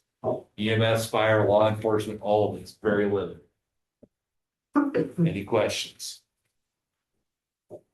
You may only have 1 officer in an area. It may be 10 to 15 minutes before the backup officer even gets there. You want to do 3 officers to go in? So, 3 distinct phases of Tems. care under fire, tactical field care, and a collection point, and evacuation, getting them out. Questions so far? So preferably, care under fire should be done by tactical EMTs. That's a whole nother scope. Generally, most law enforcement try to have tactical EMS with them on their agency, so that if you're fire or private EMS, you're not involved in that. However, if they don't have that, you may be drawn into it. Any questions? So again, stop the bleed, inclusive dressings, and direct device. Do not bring anything else. Eye gels, all kinds of stuff are great things to bring with you and have, but not in this situation. Any questions?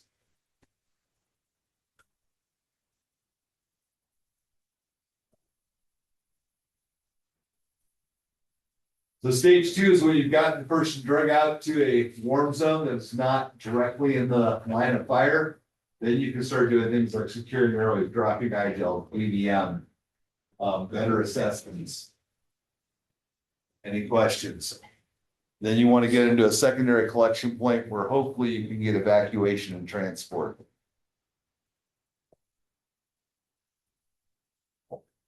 Any questions?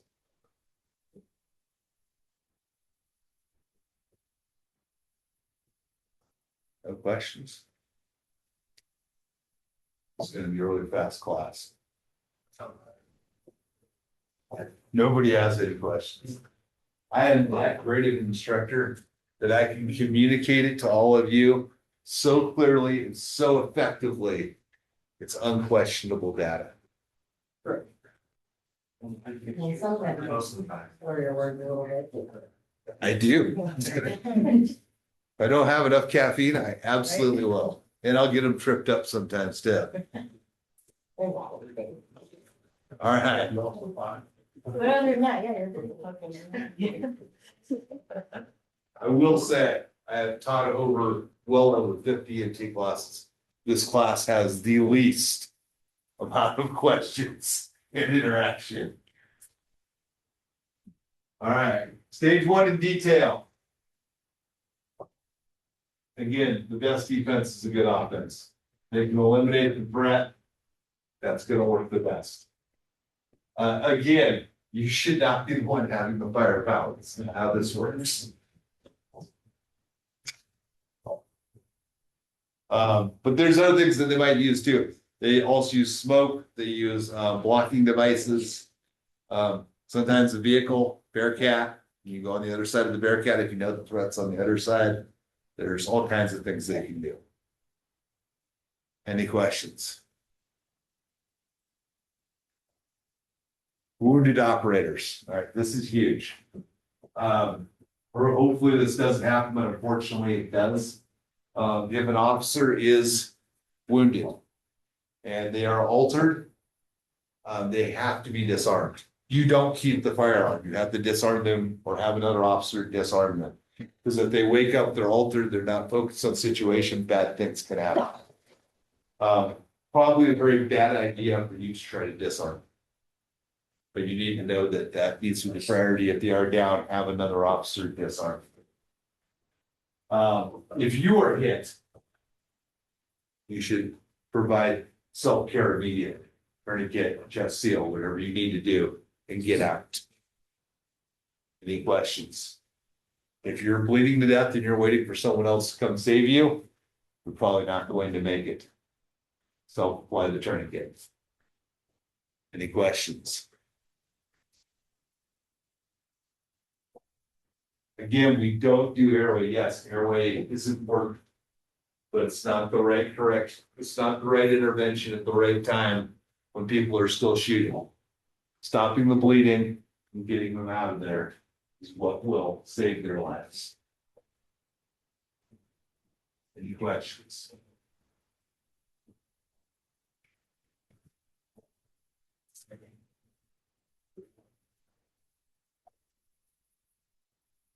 Stop the bleeding.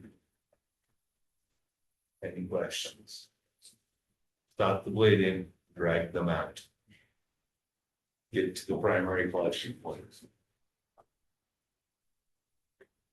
How do you stop the bleeding? Combat action tourniquets. Put it as high up as possible. If you have time to do a second one later, right above the wound, then that's when you should do. Industry standard now is a combat action tourniquet. You have to know how to use it. Again, preparation is everything.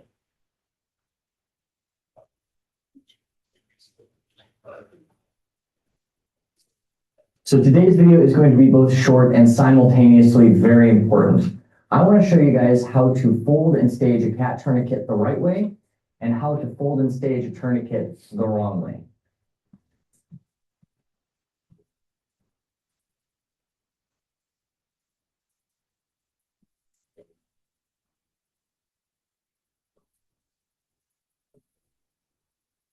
So believe it or not, how you fold and stage your tourniquets is a really big deal, and it can be the difference between life or death in a patient you're applying this to or yourself. So today I want to go through how to stage these, how to fold these, and then also what are some of the main mistakes I've seen people doing and why we want to avoid them. So there are two main ways you can fold a tourniquet, and both ones work fine. It's just kind of your preference and how you have to store these. So the first way to fold a tourniquet, and this is kind of the classic way that you'll see on North American Rescue's website, is you have the tourniquet in front, the windlass up and down inside this bracket, the time strip pulled off to the side, and then in the back, it can just open like that, and you can put that around an extremity really fast. So I'll show you how to do this really quick. To fold this method, if you take the tourniquet and you've completely taken out the strap and everything, all you have to do is you feed the red tip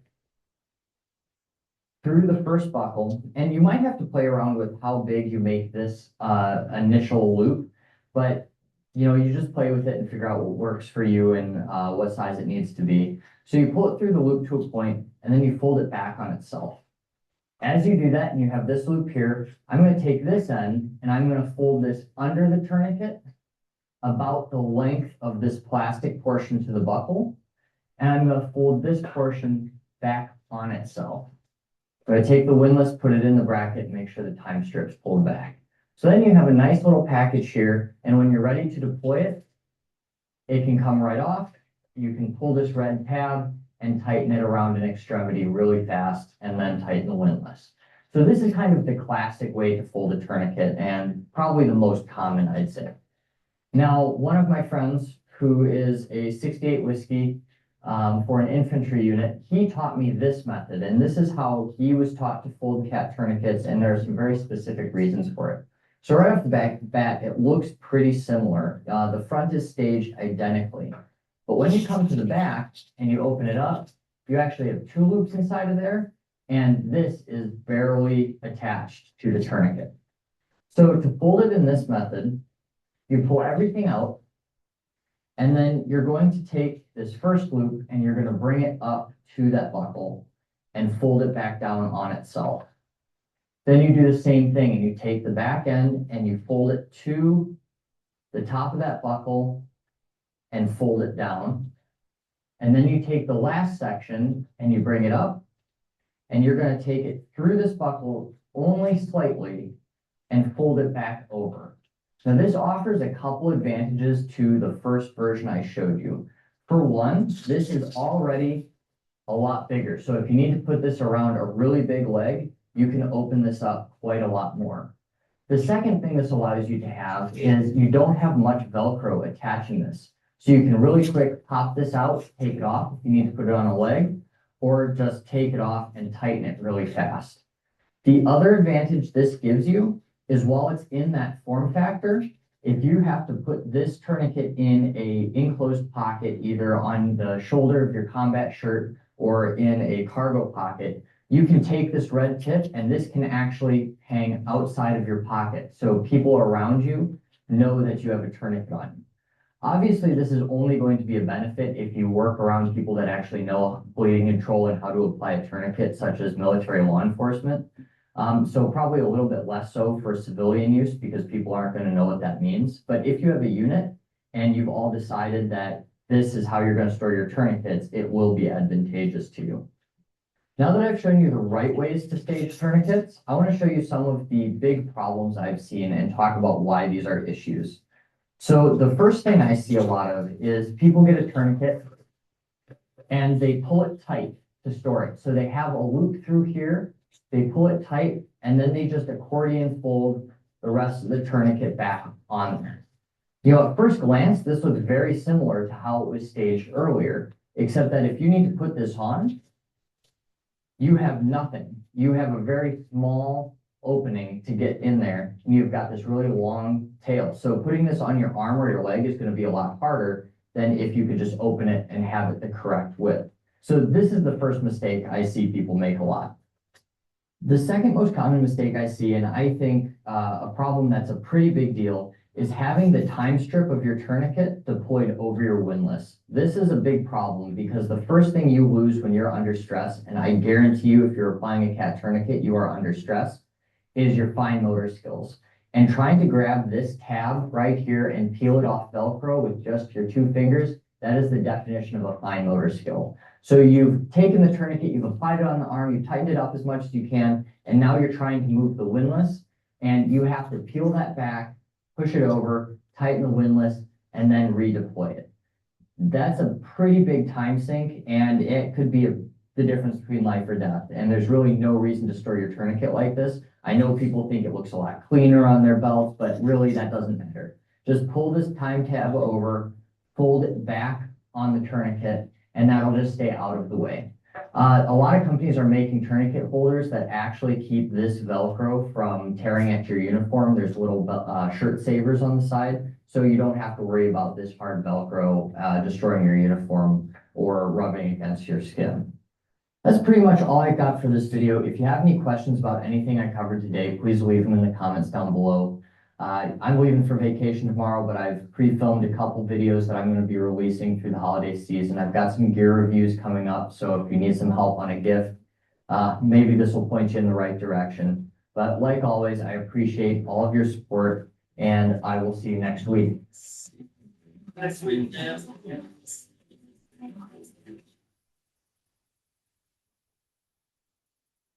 All right, so I wanted to do a video today on this new bag I've got for my third line gear coming in and some of the things related to that. However, shipping is going to be a little bit delayed because of Monday's holiday. So I won't be getting that until about next week. So this week, because I am a medical preparedness YouTuber, I figured I should probably have a video out there on the cat tourniquet and how to apply tourniquets in general.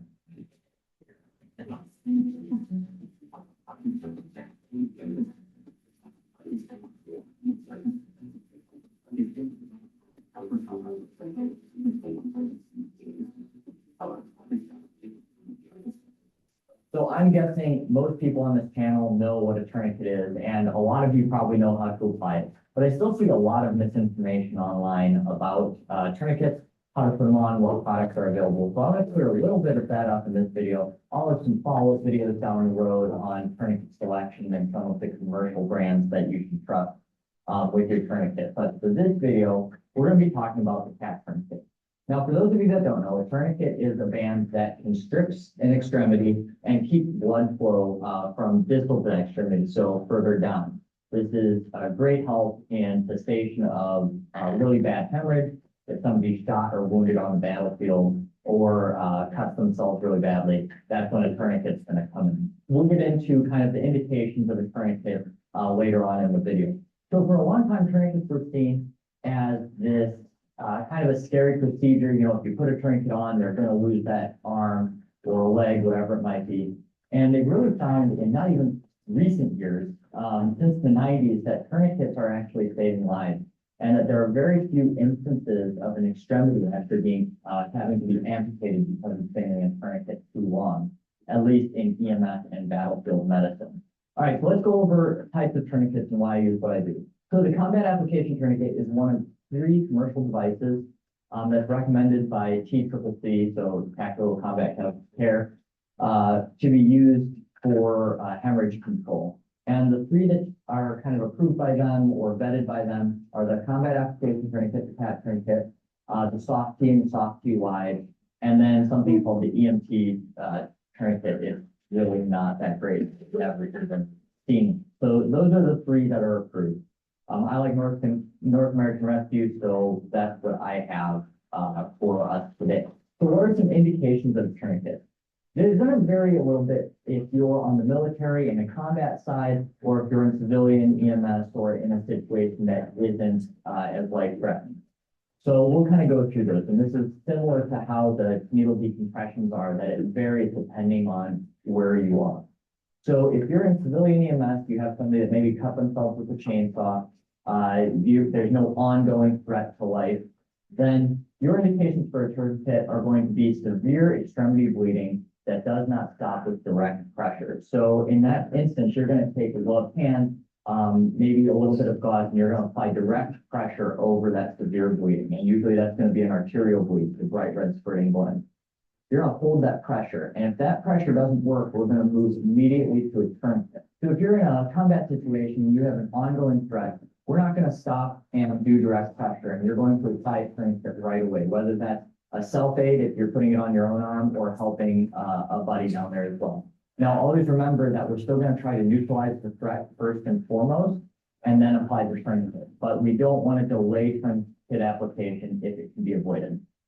So to apply tourniquet, essentially you just need the tourniquet tight on the arm above the injury. So that's called proximal to the injury. That's closer to your body. So if somebody has a bullet wound through their wrist, let's say, then you're going to take this and you're going to put this a couple inches above the wrist, tighten it down, and you're good to go. So you can say that you don't want to put it on the lower arm, lower leg, because you have two bones there. It's not as effective as compressing. Now they're telling us that that's actually okay. In a combat situation, somebody has long sleeves on, you're not quite sure where that wound is. We're not going to take a lot of time to expose the wound and then apply the tourniquet. Obviously, the tourniquet is always better on skin, but if you have to put it over uniform, that's okay. And in that combat situation, you're going to put the tourniquet on, and you're going to just put it as high on the arm or the leg as you can, wrench it down, and get it tightened. And then when you have time, when the scene's more safe, you can go back and expose the wound. So let's go through the specific steps of actually applying a CAT tourniquet. So to apply a CAT tourniquet, the first thing you're going to want to make sure is when you're storing it, it's stored in the appropriate manner. So it's folded up, and then you can just open it, and that can go around an extremity rapidly. You should be able to apply a tourniquet to yourself or a buddy in under 15 seconds. That's kind of the standard, and that's what you should be shooting for. So you're going to take the tourniquet, you're going to put it on the extremity, and as you put it up to the extremity, you're going to go just above the wound. If you can see it, if you can't see the wound, you're just going to do high and tight until you get to a point where you can actually expose that wound. So once you put it on, you're going to tighten the band as tight as you can on the arm. The biggest reason a CAT tourniquet fails is because that initial tightening of that strap is actually not enough. And then you can't turn the windlass enough to take out that slack. You want to make sure that first tightening is as much as you possibly can do. Once you have the tourniquet tight, then you're going to take what's called the windlass, and that's the stick that actually pulls in the pressure of the tourniquet. And you're going to start turning that. You're going to turn that until the blood flow ceases and you no longer have a distal pulse on that extremity. Once you tighten the windlass, you're going to notch that back into the holder provided on the cap, and you're going to move the strap over that all the way around to fold that in. Then there's a little white tab on the CAT tourniquet that you can pull over that opening. It holds the windlass in place, and it also has a place where you can write the timed tourniquet application.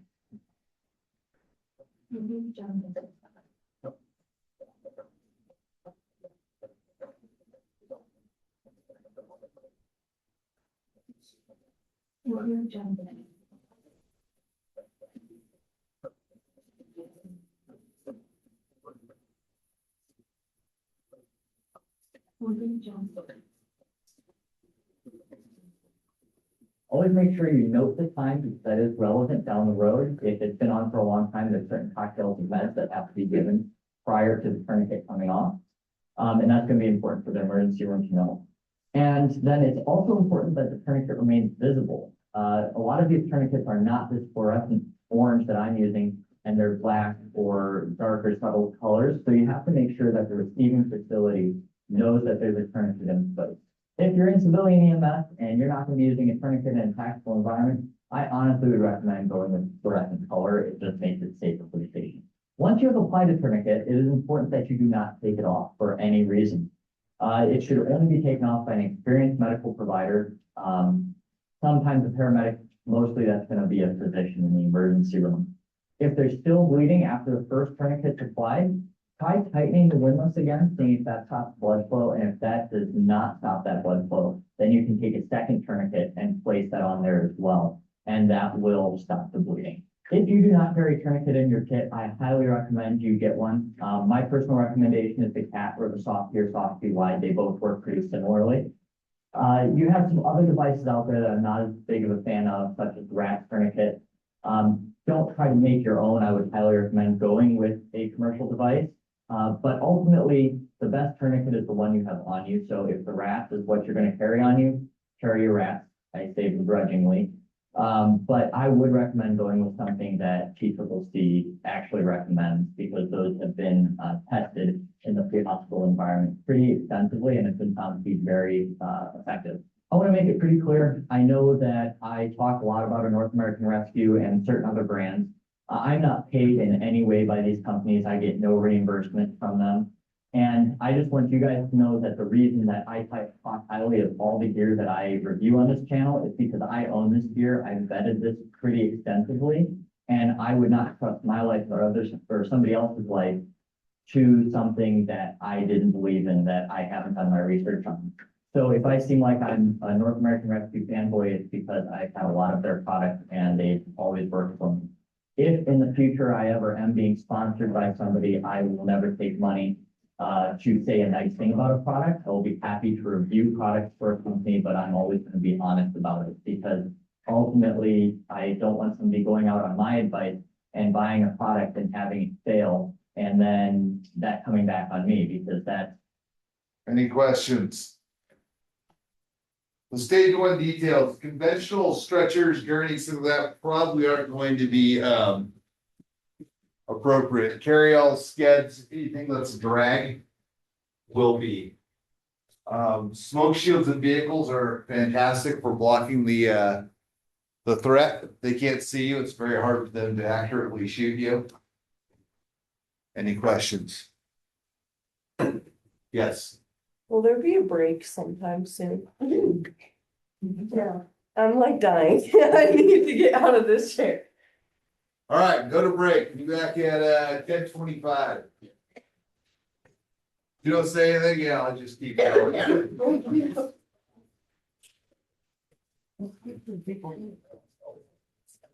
think we're that far from going.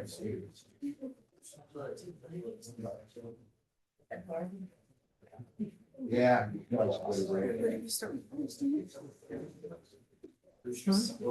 I said everybody needs to bring this. It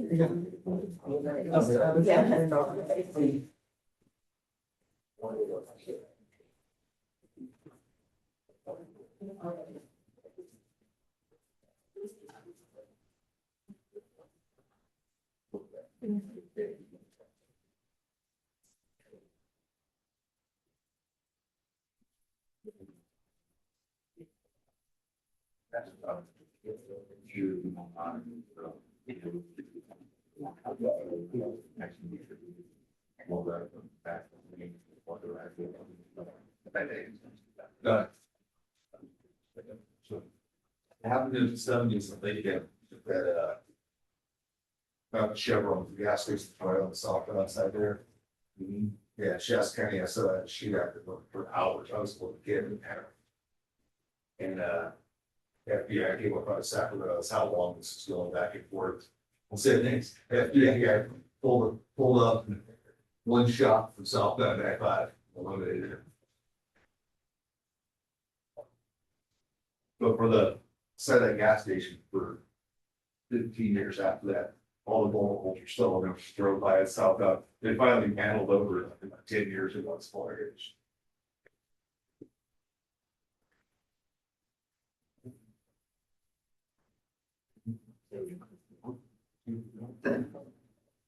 One, have you ever actually like plan putting windows in window No, I have not, but other people have. Because I'm feeling the question the best way is being access to it. I didn't know that they breaking glass, so picture, removing the roof, using a firewall, like. Least invasive, most invasive, always start with least invasive. Yeah. So I was like, would I actually plan to, when you think of it? Actually, I have a lawyer story about that. Guy where I was talking to a certain car. He was walking around with a phone, his house one, with cell phones, cords and stuff. He pulled throws the cord out of the wall. The surgeon panicked, he called 911. So we get there, there's only two houses on the street. And one's owned by the patient, one's owned by the patient's son. And so, my paramedic came and goes, I got this, because they're both houses are locked up. So he slides open a window in the garage, he goes through the window, opens the garage door, all garage in, no one's home. It's like, it's gotta be next door. So they go next door, standing, they're old, they're deaf, they can't hear. We finally get in there, and he's like, I'm perfectly fine, I can rip the phone out of the wall. Yeah, surgeon's exaggerated, so I don't think anything of it. So about 3 months later, I run into the guy's son, who was one of my high school teachers. And I said, hey, sorry about breaking into your house. He goes, what do you mean? I said, about 3 months ago, we got a 911, like, said it was either you or your dad's house. We weren't sure which one was which.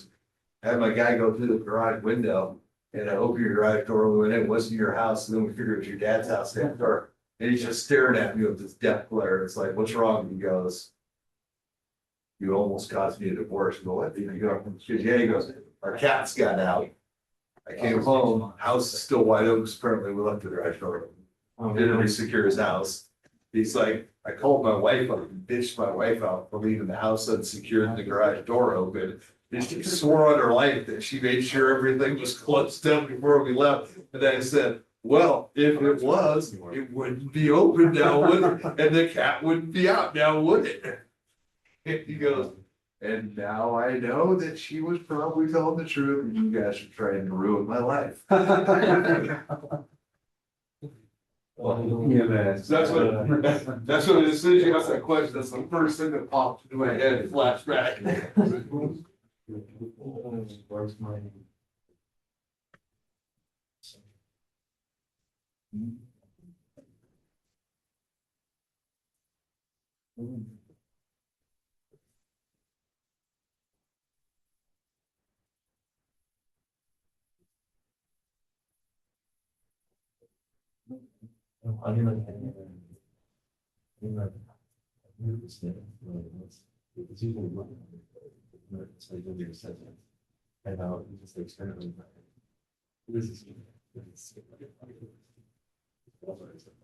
Yeah, that's where, then we actually went up and I'm like.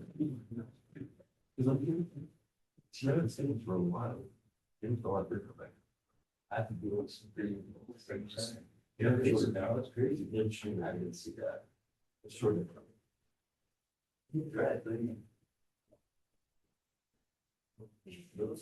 No, this is that. Yes, that was it. No one there's no. Yeah.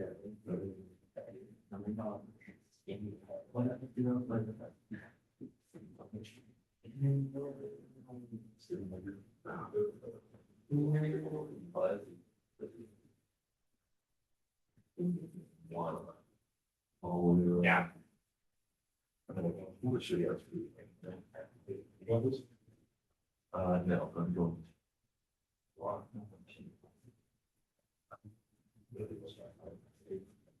Where he's. All of the.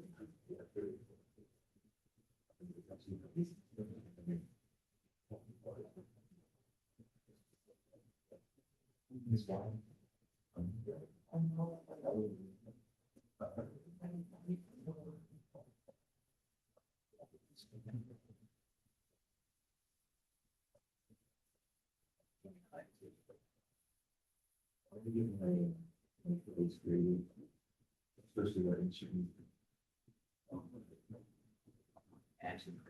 Who's going by my. Yeah, my. No. And I.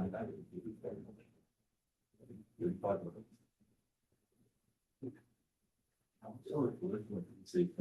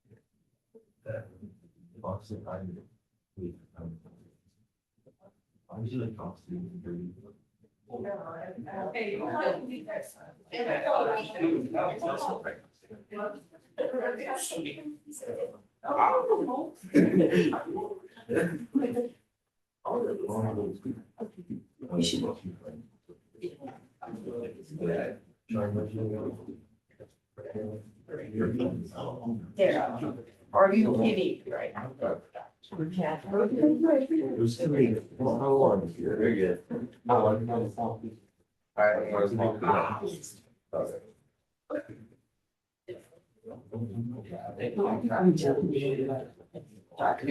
I just see the bag. I knew.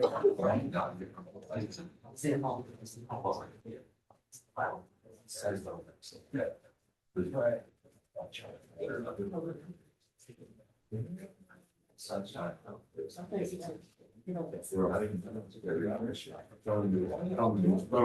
She got that door.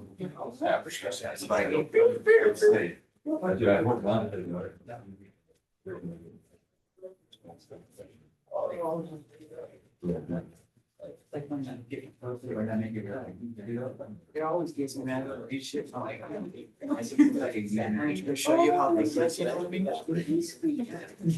Unless I want to take something about the car parts. Yeah, I do. It's like a sword. Yeah, it's like. It's because I'm just thinking my earlier. Wait, I'm supposed to start thinking about it.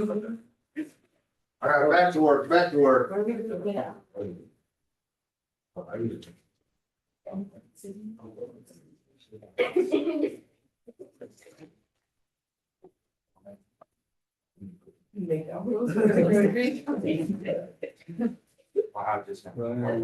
Okay.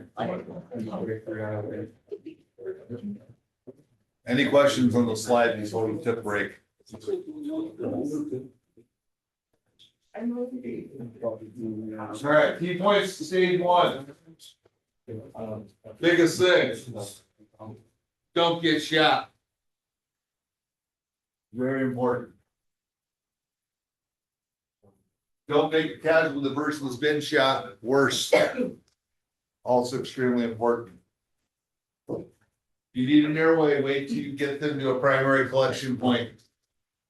But stop bleeding immediately. Any questions? Any questions?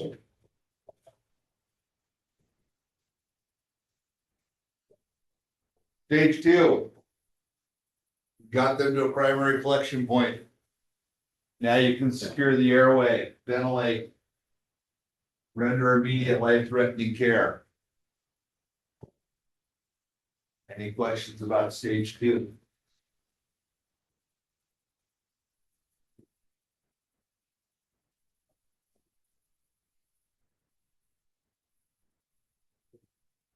hopefully your primary collection plan is done correctly. It's not an area where there'll be hostile fire, but you never know, so be prepared. It's also gonna depend on if you're able to get resources to get the patient out from a secondary collection point to a hospital.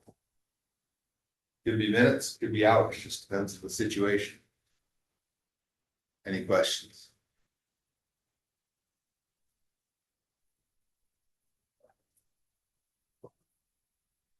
If they're dead, you're not do CPR in these situations. We'll go over more of that when we do start triage or MCI. Any questions?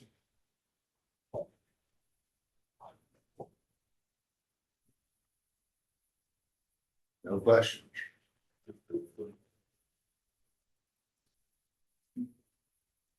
All right.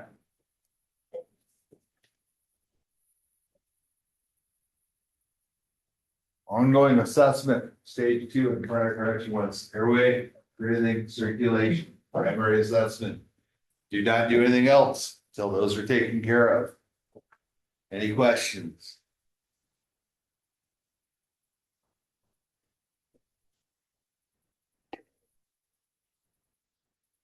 I have nothing to add to that. Any questions?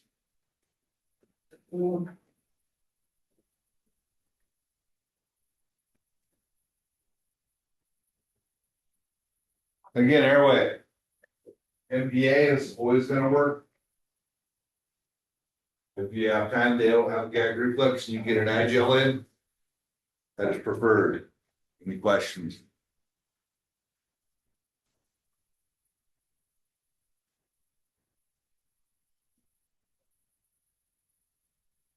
If they need tension pneumothorax decompression, get them to someone that can do it ASAP. You guys can't put on hyphens or Ashermans. Helicopter's coming in right now. I have a surprise for you. No, just kidding. They're not coming for you guys. Any questions?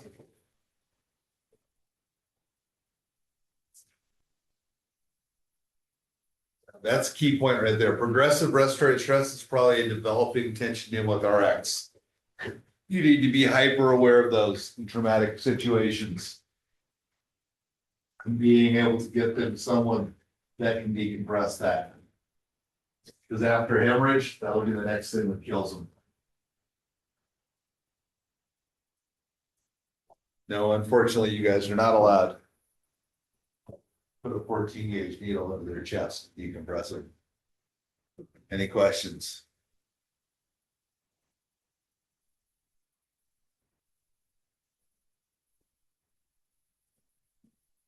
Any questions? Big clavicular line, second intercostal space right above the third rib. But you can't do that. Do a killer search, make sure you didn't miss any bleeding spots.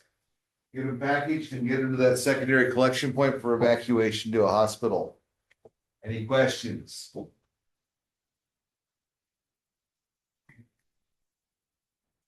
If time permits, second tourniquet, 2 to 3 inches above the actual wound. Remember, we're going the highest possible for the first one to stop the bleeding. Second one, if you have oozing blood, 2 to 3 inches proximal from the wound. You should not have a distal pulse if a tourniquet is applied correctly. Any questions?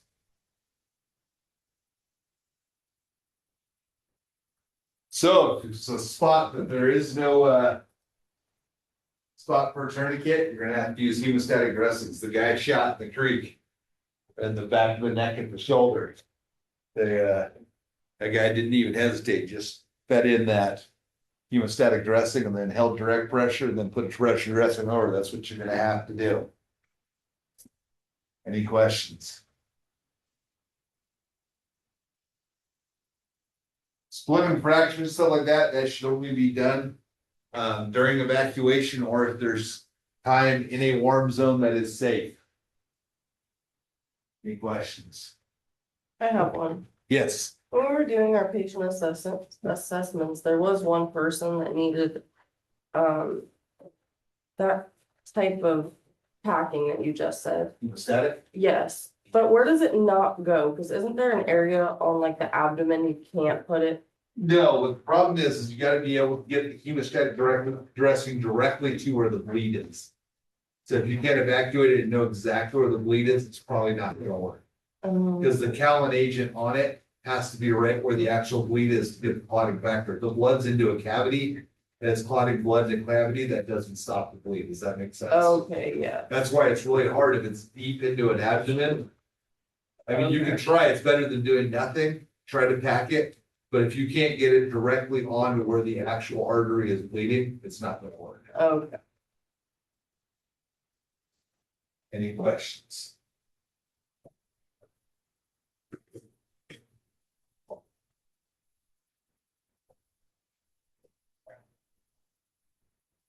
Then stage 3 is getting them to a secondary collection point for evacuation.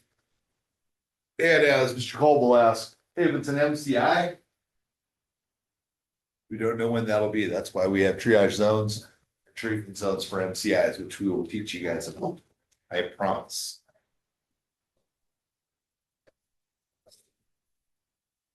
You guys said we were only halfway through. Look at this. Who led me? Things to take home. Three categories of casualties.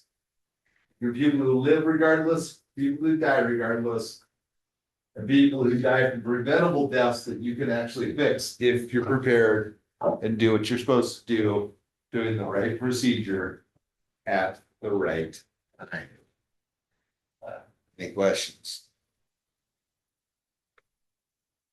That's the entire point of this class. Is to prevent people that could be saved from dying. Know what the situations, know what you can do, know when you can do it, and do it at the appropriate time. Any questions?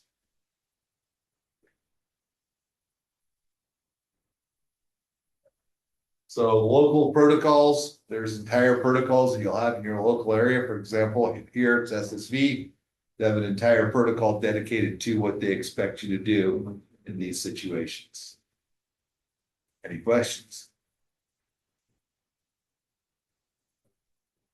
So for an example, this won't be on a NASH registry test, but for an example, to give you an idea of how things work. So in the local situation, in these situations, they have what's called designated control facilities. There's a designated control facility for the northern region, there's a designated control facility for the southern region, not region.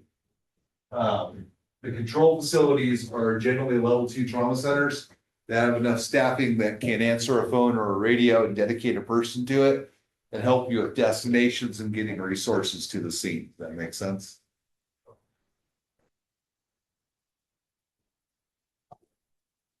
If at all possible, the incident command system should be used at all times.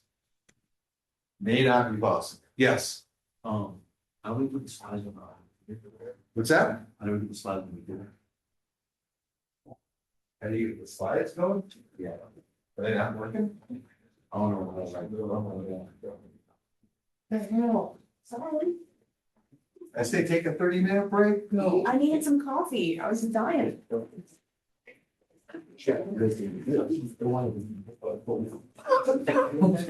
Not a chat. Oh my God. Well, you know what? I didn't bring on church. That's not I will show you.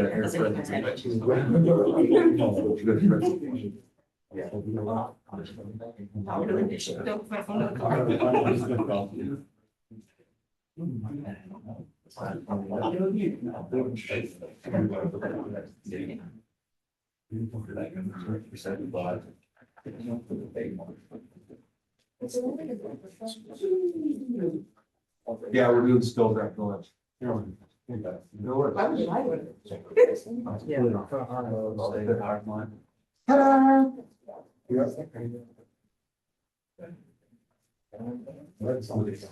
Any questions about the incident command system? Those of you that took it before the government. We're not gonna go there. So remember, these are primarily a law enforcement event, but EMS plays an important role in trying to save the people that can be saved. Establishing a unified command is critically important. EMS, law enforcement, and fire, also known as fire. Any questions?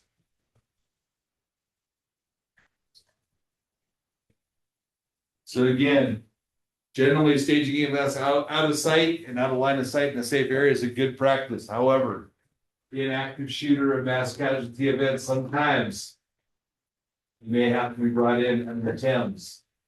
Rapid triage and treatment is critical to survival of the patient. Any questions?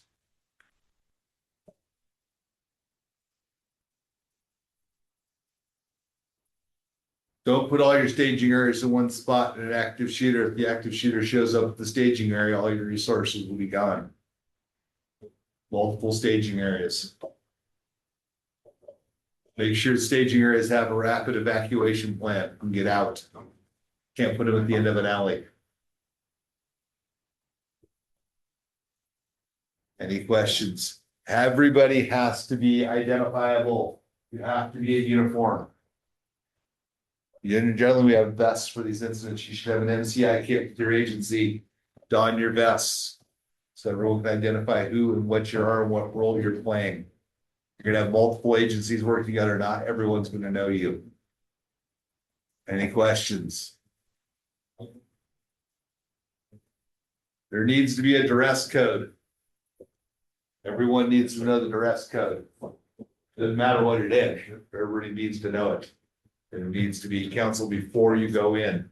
So that way if something goes sideways and everyone needs to abort the mission, when they hear the dress code, they need to know to abort. Any questions? Bystanders become hostile. If you have school shootings, especially in rural areas, there's an excellent chance you're going to have hostile bystanders coming to get their children out. Also, if it's in a rural area, there's an excellent chance they'll be armed. Be prepared. A lot of things you never think of. You can be right in the middle of your assessment, and your patient can get up and run away from you.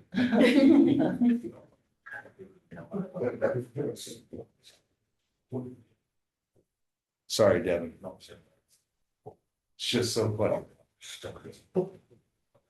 She's a paid actress. Yeah, she's a paid agitator.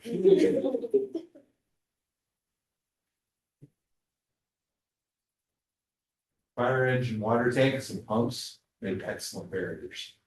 For active shooters. Bullets do not go through solid steel pumps or through 500 gallons of water very well. It definitely slows them down. Any questions? Think.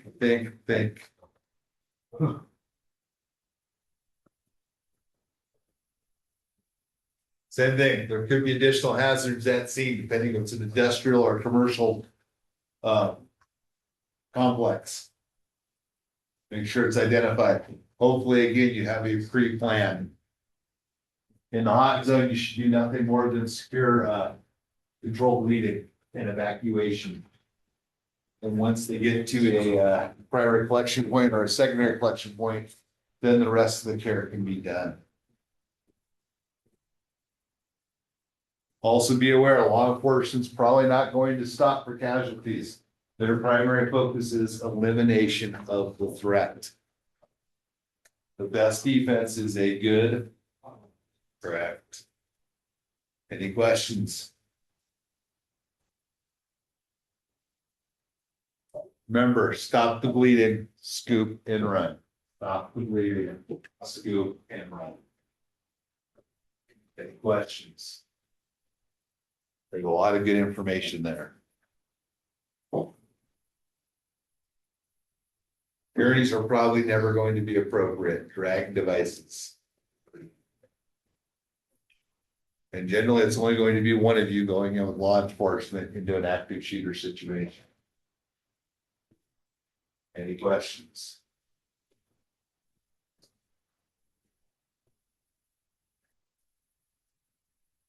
All right, casualty collection points.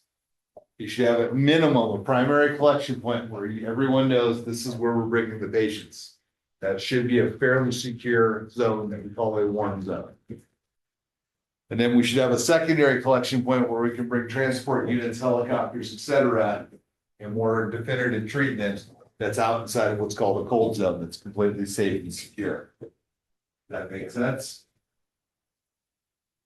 Not always possible. Not Denver. Batman movie outside of Denver. I can't think of the name of the city.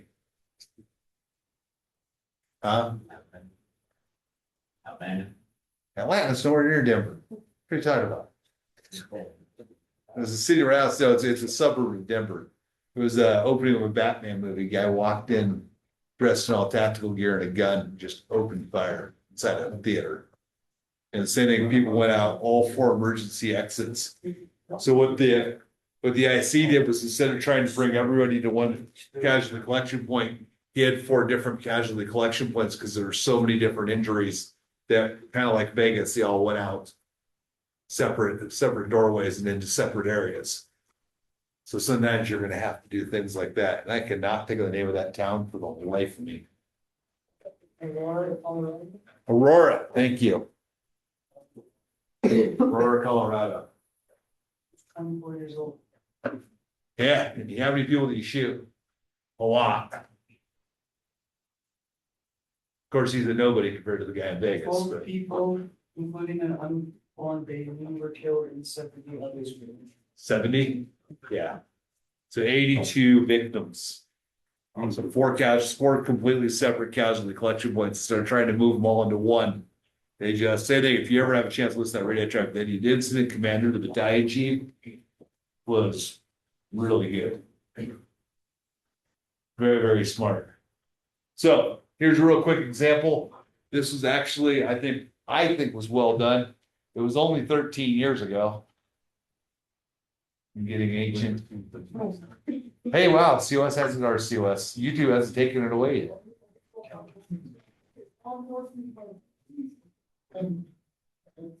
We lose contact, we lose contact with everybody because we have to pick up the protocol. So I don't think we should have some of these kids, they think the move again, we don't have any stuff yet. They want to do that brick, they underneath position. And I'm going to collect contact with the control, you can say, okay, after the window check, see what kind of position, right? All right, everybody, thank you very much. You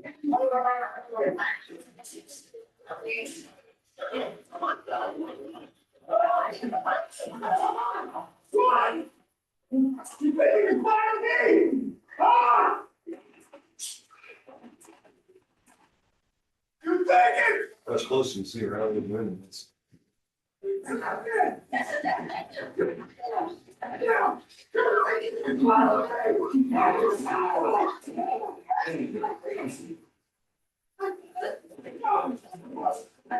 What? What? He's having so This is here? Yeah.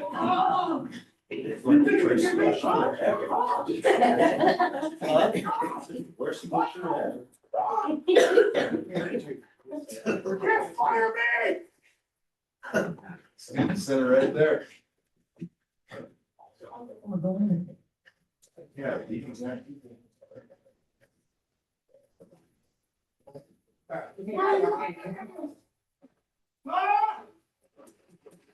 Oh.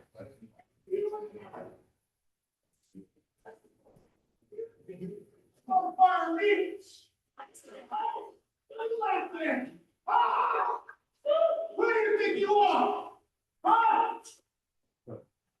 Yeah, my thought. There now, huh? Fire me! Huh? For a thought. Bunch of punks. Shut up. Are you wise, son?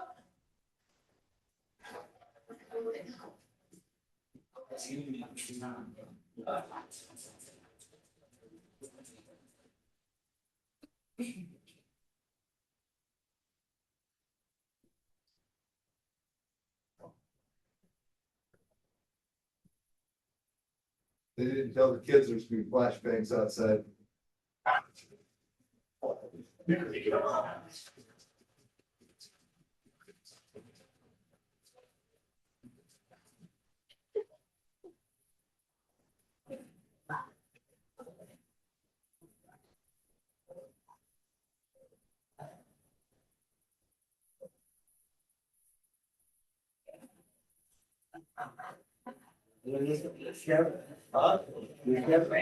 This guy is this kid. That's actual law enforcement. This is that 13 years ago. These are all, old people third school, 4-H, and we're in ISDs. None of the other schools let students participate.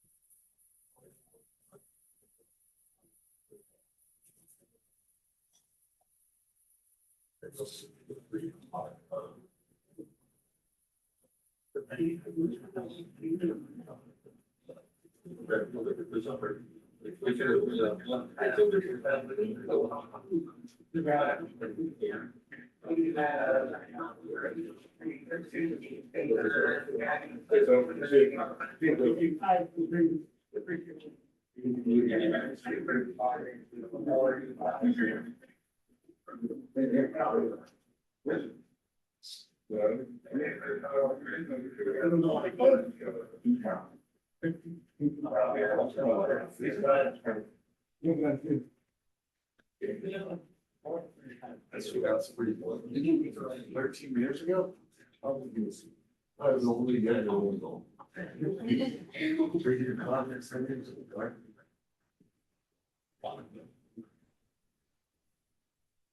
Major students. No, we're actually, firefighters, gunshot, ambulance and police.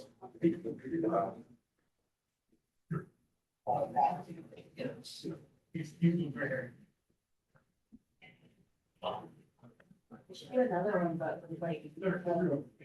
Yeah, we should. This took like 7 months to put together, to do it at the scale. Now you. That's how you like put about the. That's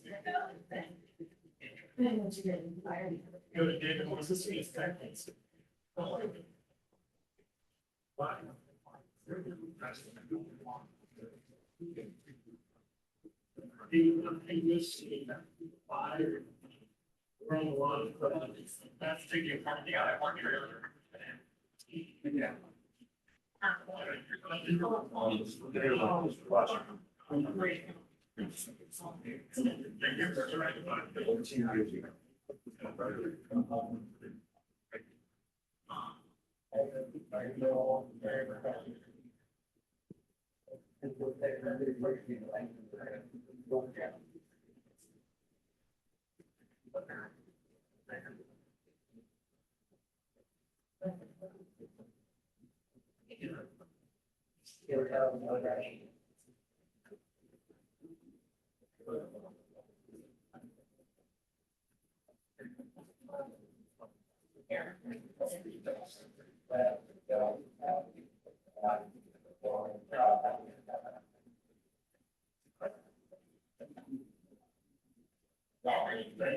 Got one more meeting right there.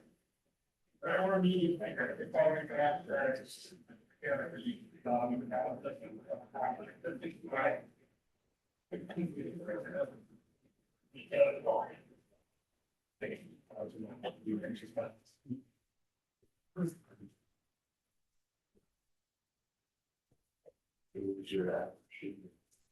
One of the CHP guys that I read it.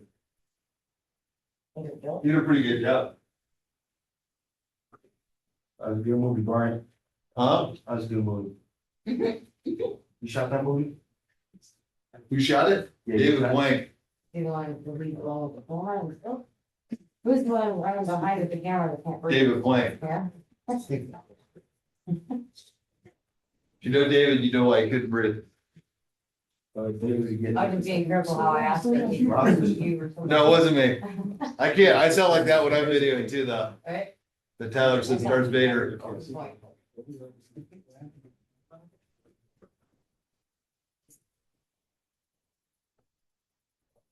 Yeah, that was definitely a fun game. It was yeah, it was blanks. Yeah,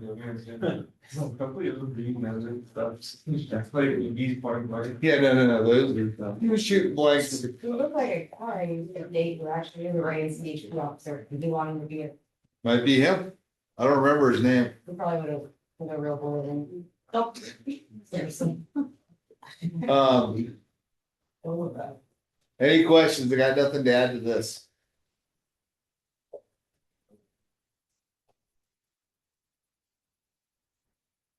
Stop the bleeding, evacuate.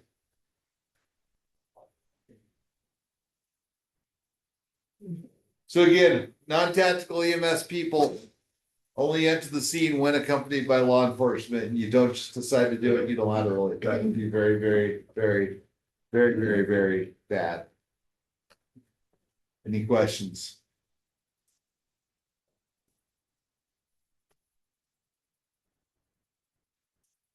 Again, get them to a primary collection point, do the rest of your ABCs, get them to a secondary collection point for evacuation or other continued care. What if they have a pulse that's not breathing? Well, then you would take care of that in the primary collection point. Start ventilating and dropping my gel. Then get them to a secondary collection point. Oh, so one of the lines that said, check for respirations, if they're not breathing, leave them. This is the local protocol. So, but generally, yes, they're not breathing, they're not salvageable.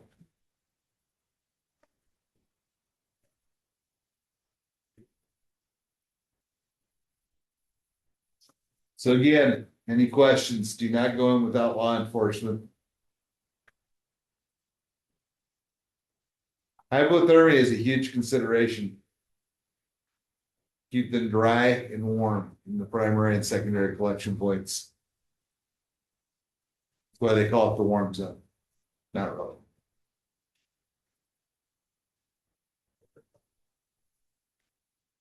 Then, of course, you got multiple patients, start using triage tag, start triage system, which we will teach you. I promise.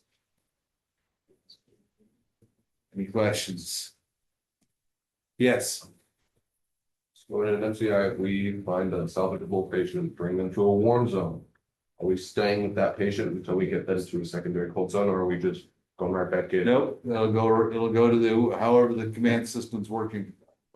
Generally, there's people, when you got more patients than resources, you don't stay, that's not abandonment.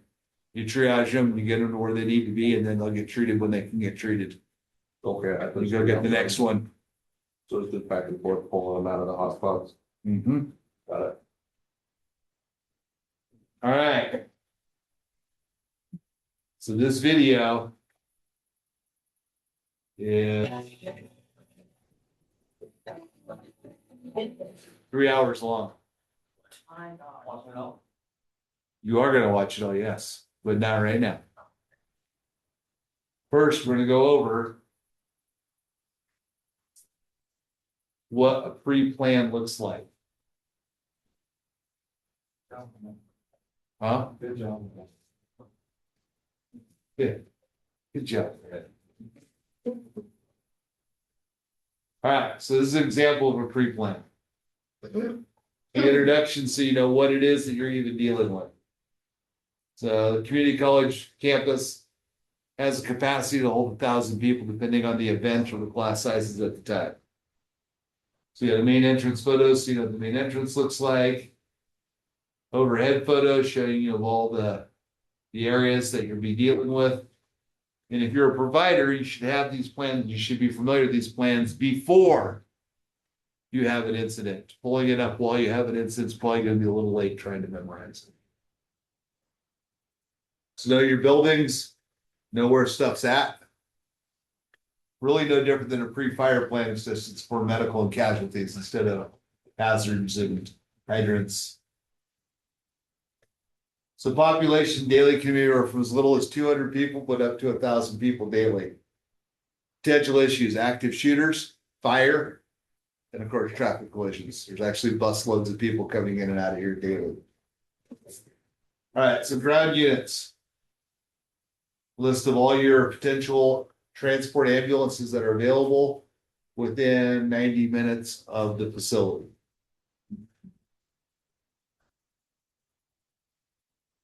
And then fire rescue for extra manpower in order of who's closest going out from the 360-degree range. Of course, Weed City's number one. This is Weed City. They are the closest. Then a list of your air ambulance resources. This is so you're not trying to think, God, who do we have? It's right here. Those are your closest air resources.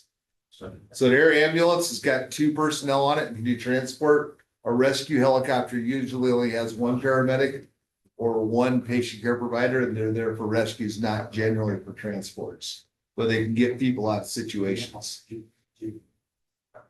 Any questions so far? All right, then you got access routes.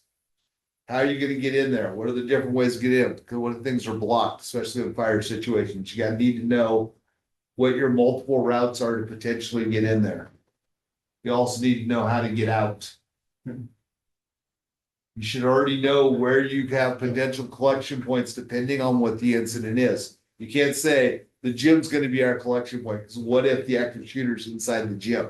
You got to have multiple collection points. For this one, you got the gym, baseball field, softball field, tennis courts, which are now beach volleyball courts, the football field.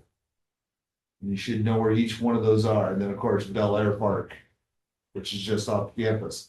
Then your secondary collection points that are well away from any potential threat. Most people don't know what Montgomery Meats is anymore, so that's why we have to identify it on the map. Any questions? Then your potential landing zones, where you can land helicopters for evacuation. Go over your potential weather hazards, potential other hazards. Then know where all your destination facilities are and what it means by that destination facility. So those are your closest facilities and how far away they are and what their capabilities are. That's what a pre-incident action plan looks like. Any questions? All right, go to lunch, be back by noon. If